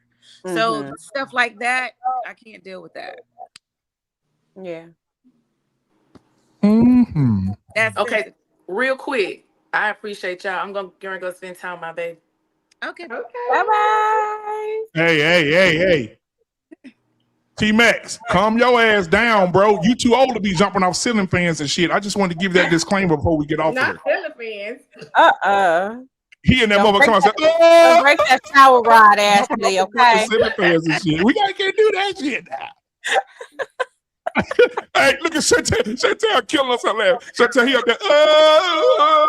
And look, you know, Ashley gonna gaslight him. That's it, baby. You better ride that fucking ceiling fan, jump on top of me. That's crazy. She gonna gaslight the shit out of him. I am on my way out. He Tarzan, I'm Jane. Y'all have a good All right, Jane. Bye-bye. All right, y'all. So listen, I got one more video, and then we out of here. This is for the topic of the night. What do modern women want from a traditional man? This man broke down a list of things, and Chrissy, you just alluded to like emotions and feelings and things of that nature. I'm going to play this video. Let's see if it popped up yet. It was downloading for a second. Let me see. And I think this is going to end our show for tonight. Let me see. Oh, yeah. Okay, there it is. So it's downloaded. Let me pull it up for y'all. All right. Somebody just popped in. Let's see who just popped in here. Oh, True Blue came back. There she go. All right. Yeah, it's ready to go. So it's under work. All right. So I'm going to play this video of this guy. He was being funny, but he's being true. Ronnie, get ready for this. Here we go. Hard, but get enough sleep, pay all of the bills, but be fully present at home. Help with the house, help with the kids. Notice what needs to be done before someone asks. Stay in shape. Pick up a combat sport. Learn how to shoot a weapon. Don't let your test levels drop too low. Epstein files. They're taking kids. Protect your home. Work 20 hours a day. Keep your head clear, but keep your emotions in check. Run a business. Fortune 500 company, e-com, digital products, content creation. Keep your emotions in check. Don't expect a thank you. Don't ask to be desired. High-value men don't do that. High-value men have internal validation, not external validation. Don't say you're overwhelmed. That's weak. Just keep showing up. Keep carrying it, and make sure nobody can tell how heavy it is. Be strong when everyone else is falling apart. Be calm when the money gets tight. If the money gets tight, make more money, sell more products, get into sales, get out of sales. Sales is too toxic. Be the one with the plan. Always make sure you know the answer for dinner. Be the one who fixes what breaks. Be the protector when people feel unsafe. Be steady when the room gets emotional. But do not shut down. Open up. Talk more. Be vulnerable. Too vulnerable. Tell people what you feel. Just don't feel too much. Cry, it's okay, but do not cry too much. Okay, you need reassurance, but maybe not too much reassurance. Do not make your pain inconvenient. Somehow be honest about the way you're carrying without ever letting anyone feel the weight of you. Sounds about right. Hopefully I'll just save one of the homies from crashing out. Venmo or PayPal me $5. Better yet, get the... Woo! That's what, Chrissy, that's what you was just saying. No, that ain't what Cry, but don't cry too much. Work, but don't work too hard. No, I didn't say, see, this is, you misconstrued in the words, okay? Okay, go ahead. I said it's nothing wrong with a man being able to be vulnerable with a woman.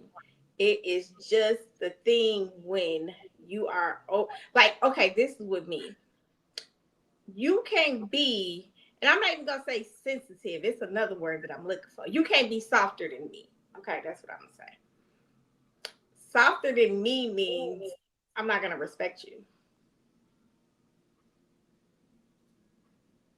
But what, so tell me what that looks like when you say softer than you. Give me an example. I don't like a person that just agrees with me just to agree with me. Like they don't have no feedback, they don't have no input. They're just like, yep, you're right.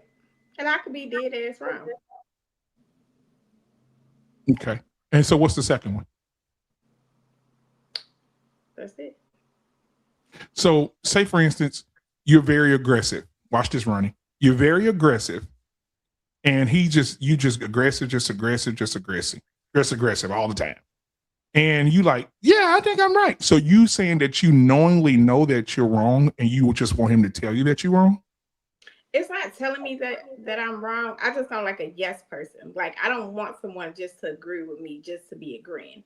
Like, I want a person to be able to have their input, their feedback, have their own personality. Like, Now, you can I gotta break it down from the dictionary of niggerdom?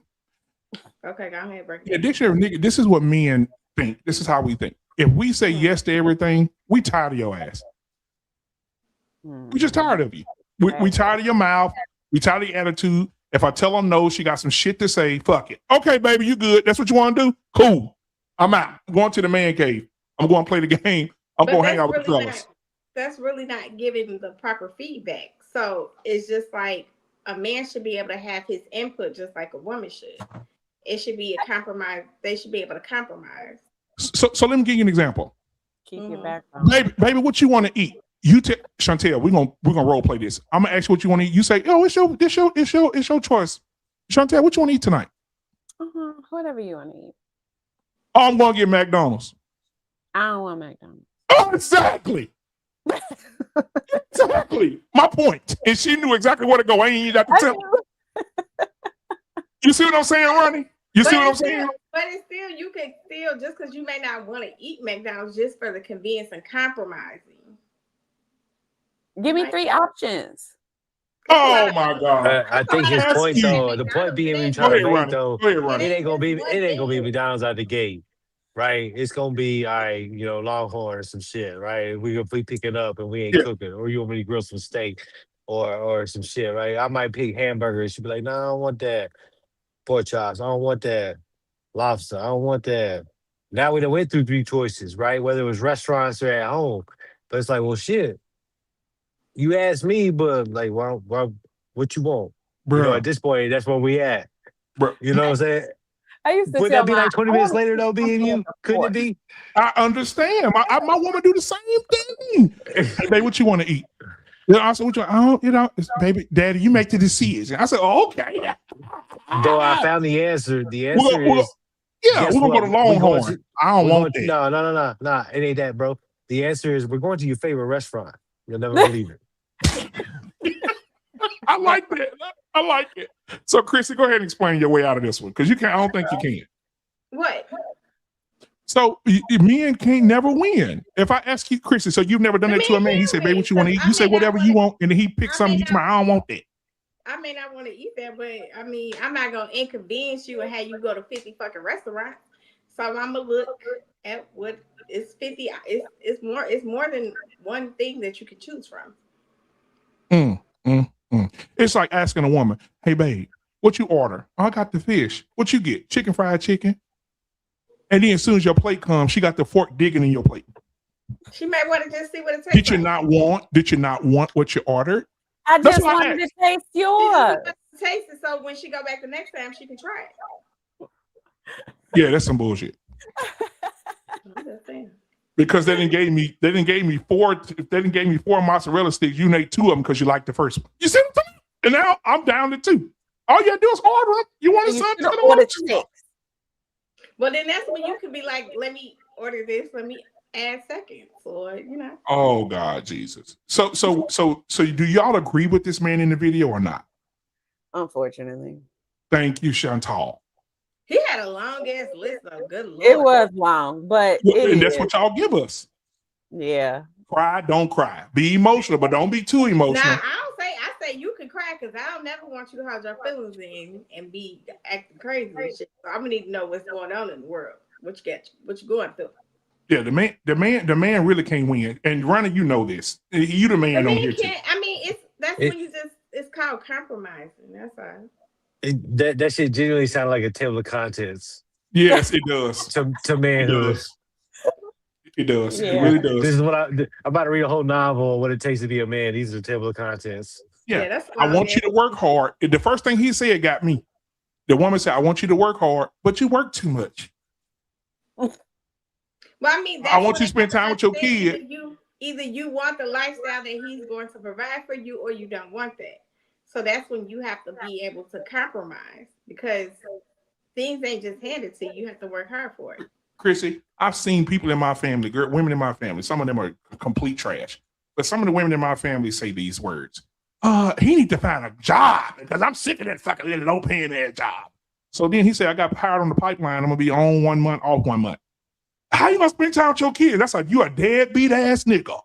How you gonna spend 30 days away from your children?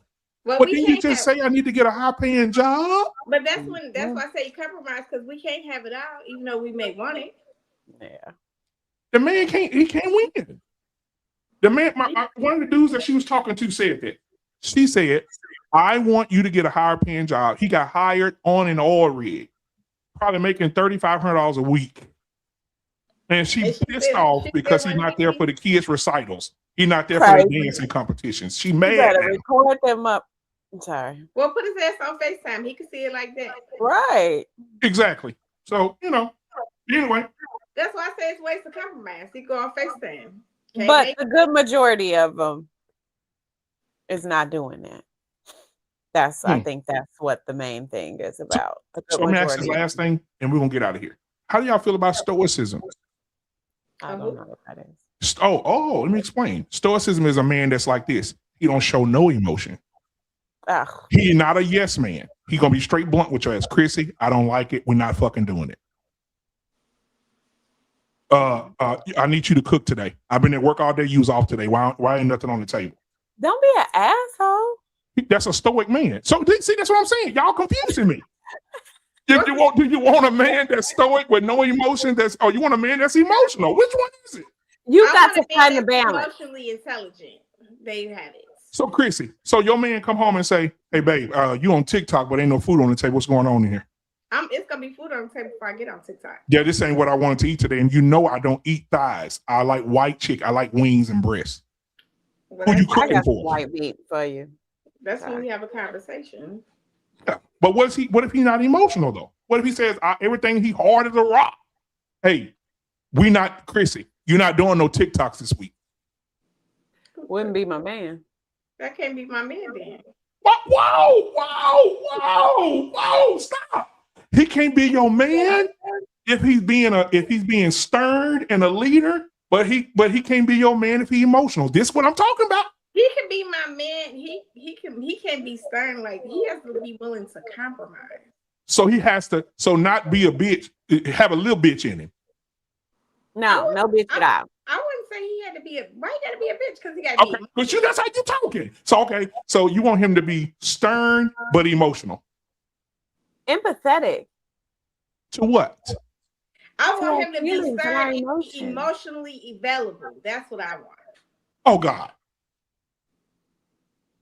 So you want him to be emotional? Shantachi, y'all trolling me right now. I think that's chapter 5. Chrissy, y'all trolling me right now. And T-Max just said it. T-Max said you picked TikTok over your man. That is diabolical. Ain't nobody picking up goddamn TikTok over my man. When he met me, I was on goddamn TikTok. Yeah, but what if he said, hey, listen, this past week I've been eating what I want. You haven't been doing what I need to do. And I've seen a lot of your energy going toward TikTok this week. We're not doing no TikTok. I need you to get back on track. That's fine. And I'm not arguing with you, Chrissy. I won't argue. I don't have time for that. You ain't gonna give me. Okay, now go take them clothes off, so I can fix you up real quick. Yes. Huh? What you gonna do, Chrissy? I'm gonna listen a little bit. Yeah, you gonna do it. A little bit of feedback, just a little bit. Yeah, Chantal. Your man tell you, hey, listen, I don't want your hair down today. I want it in a ponytail. Shout out our coach. I love it. That's what I'm talking about. Do you want stoic or do you want emotional? That's what I'm talking about. But why can't we have them both? Oh, see, you can't have everything. This is bullshit. This that bullshit I was talking about earlier. See, you want your cake and eat it too. You can't have everything. Men be want their cake and eat it too, so why can't we? No, because what men doing is this. Let's have a moment of silence for every man who tried to turn a hoe into a housewife. Okay, bow your head with me, please. There we go. That's what we doing. Okay, so I'm just saying. This is what we doing. Listen, all I'm saying is you got to figure out what kind of man you want. And the question for tonight was the last question I'm asking. I want to get a direct answer from y'all, then we out of here. What do modern women want from traditional men? What do you want, really? Don't give me no bullshit. What do you want, Chantel? What do you want? Take a deep breath and let it out. What do you want? The word that's coming to my mind is balance. What does that look like?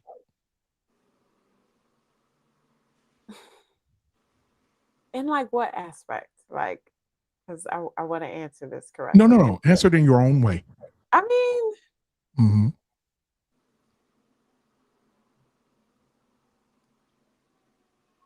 I don't just balance is just coming to my head. Like if I fall short on something, he picks it up. He falls short, I pick it up. Just balance. That's all that's all that's coming to my mind. Chrissy, what do you want? A man to be a leader, because they don't know what that is no more. And what is a leader? Give me an example of what a leader looks like to you. Someone to lead a woman, right? Make the decision. Be the one to determine a lot of things. Show me that you're a leader. Don't leave it on me, because when you leave it on me, that means you're not leading me. How much pushback do you have for a leader? None. So, Chrissy, you meet a man tomorrow. You fall in love with him over a 6-month period. Y'all decide you want to be together. This is going to be a committed relationship. Okay. And he said, Chrissy, things are going to change here in this household. If you love me, you want to be with me. I'm going to be a leader here, and I am born to be that. And I need you to stand with me, or you're standing against me. And the first thing we're going to do, we're going to change how this house looks. We're going to change that.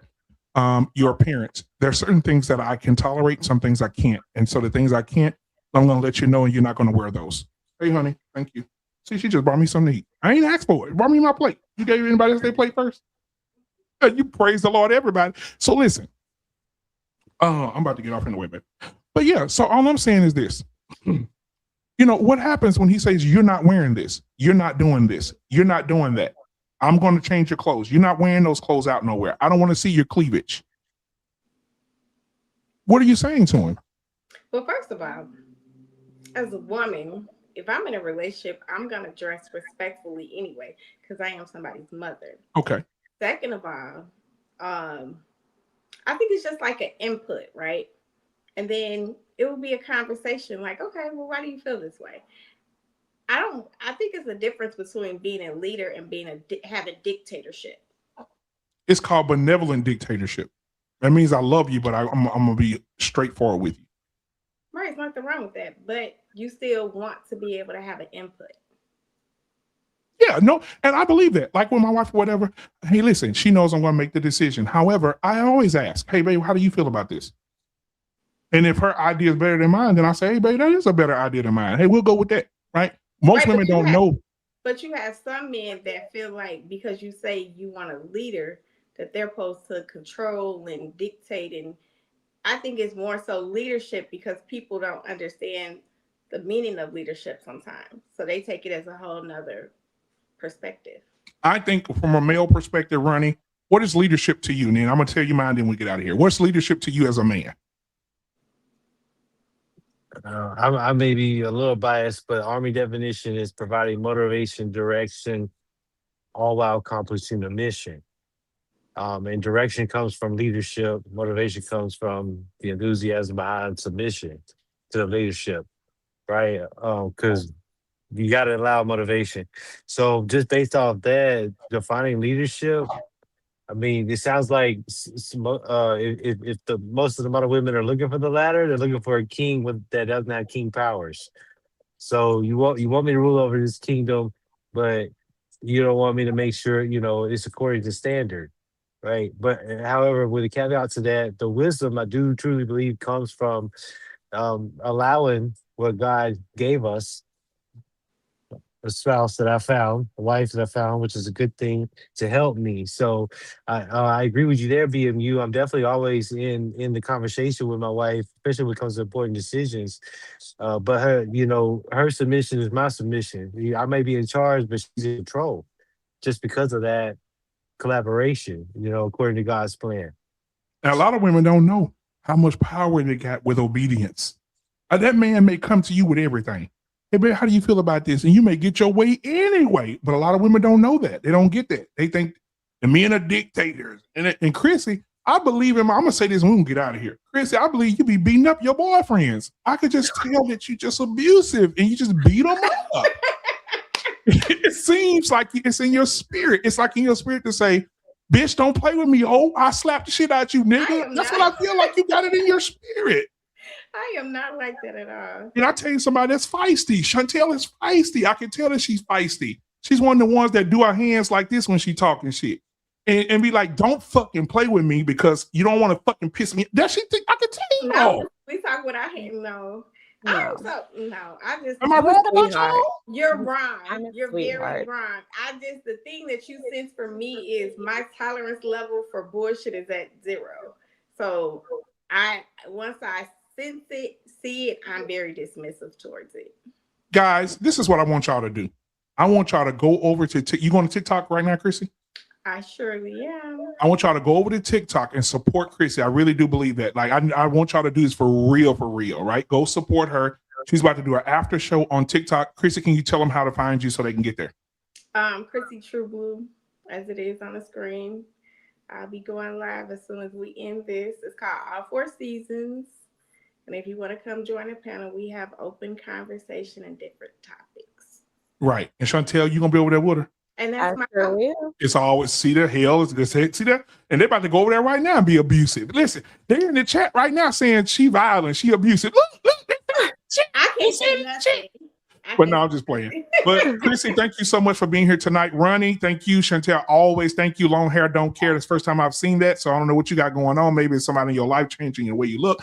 But anyway, I thank everybody for coming out tonight. Please go support Chrissy True Blue. Hey, this has been a collaboration of T-Max Network and Black Men Unfiltered Network. Make sure y'all come here every Sunday, 6:45 p.m. Central Standard Time. And then on Tuesdays, if you want to come and holler at your boy, because this week we're talking about Black parents hate their children. A lot of, I believe that some Black parents, I know them. They tell they're dream killers of their children. Black parents are dream killers. And I'll give you an example, then we're going to be out of here. Tuesday, we'll talk about this Tuesday on the Black Men Unfiltered Network. Make sure you go subscribe and like over there as well. How many times have you heard a child say, babe, what you want to be when you grow up? I want to be a doctor. Who paying for that shit? You better find something else to do. I don't know who you think can be paying for that. Their dream killers very early. And so some parents, not all. I know like Chrissy and Chantel, y'all millionaires and shit. So y'all kids go to private school. And Chantel got her name on the side of a building and shit. And my kids is over. Chrissy got a highway named after her, Chrissy Parkway and shit. So y'all don't have those problems. I'm just talking to the parents who are dream killers.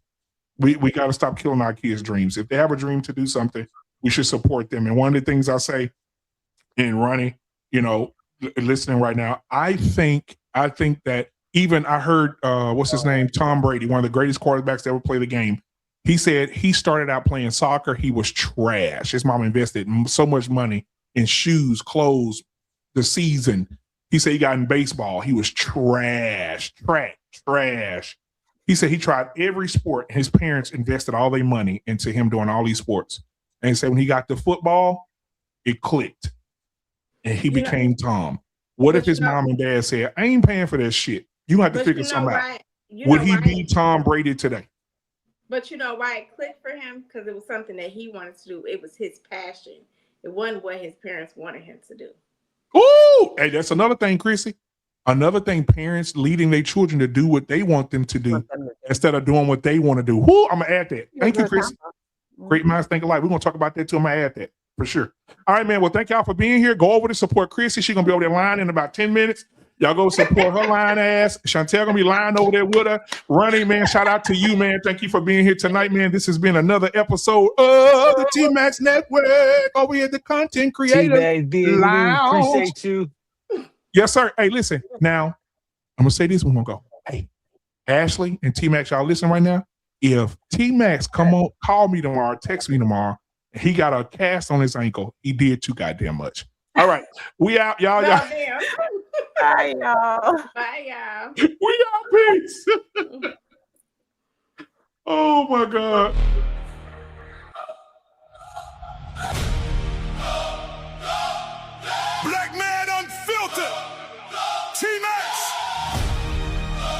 truth shakes the room, then flip the table. We flipping tables. Ain't scared of the smoke. We flipping tables. Yeah, we saying what they want. Black men unfiltered. T-Max, stand on business. Every single podcast. Flip that shit. Flip it. Flip it. Flip that shit. Flip it. Flip that shit. Flip it. Flip them tables. Flip them tables. Facts over feelings. All day. All day. Everybody talking. Nobody listening. Everybody trending.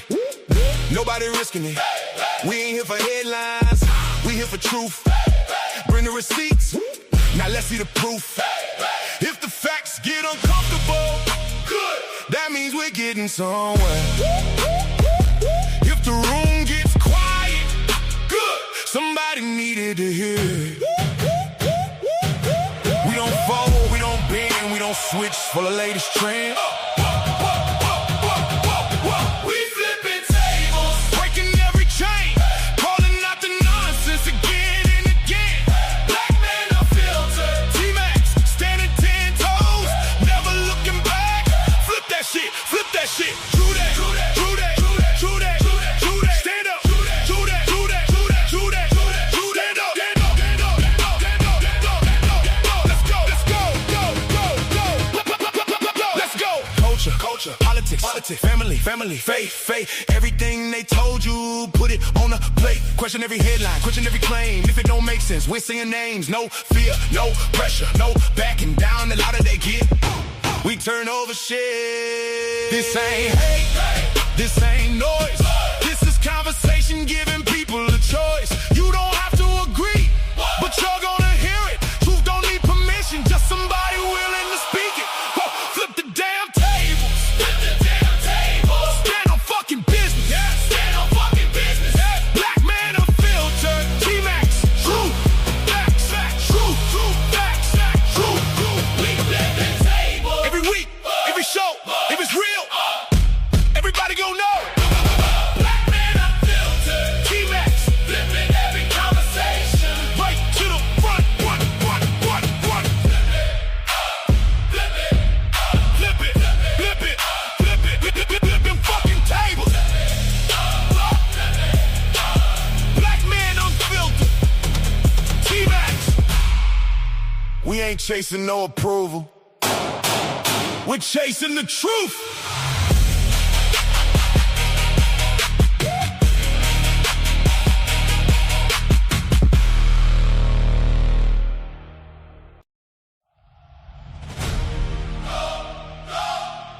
Black man unfiltered.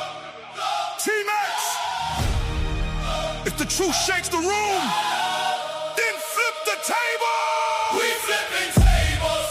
Ain't scared of the smoke. We flipping tables. Yeah, we saying what they want. Black men unfiltered. T-Max, stand on business. Every single podcast. Flip that shit. Flip it. Flip that shit. Flip that shit. Flip them tables. Flip them tables. Facts over feelings. All day. Everybody talking. Nobody listening. Everybody trending. Nobody risking it. We ain't here for headlines. We here for truth. Bring the receipts. Now let's see the proof. If the facts get uncomfortable, good. That means we're getting somewhere. If the room gets quiet, good. Somebody needed to hear it.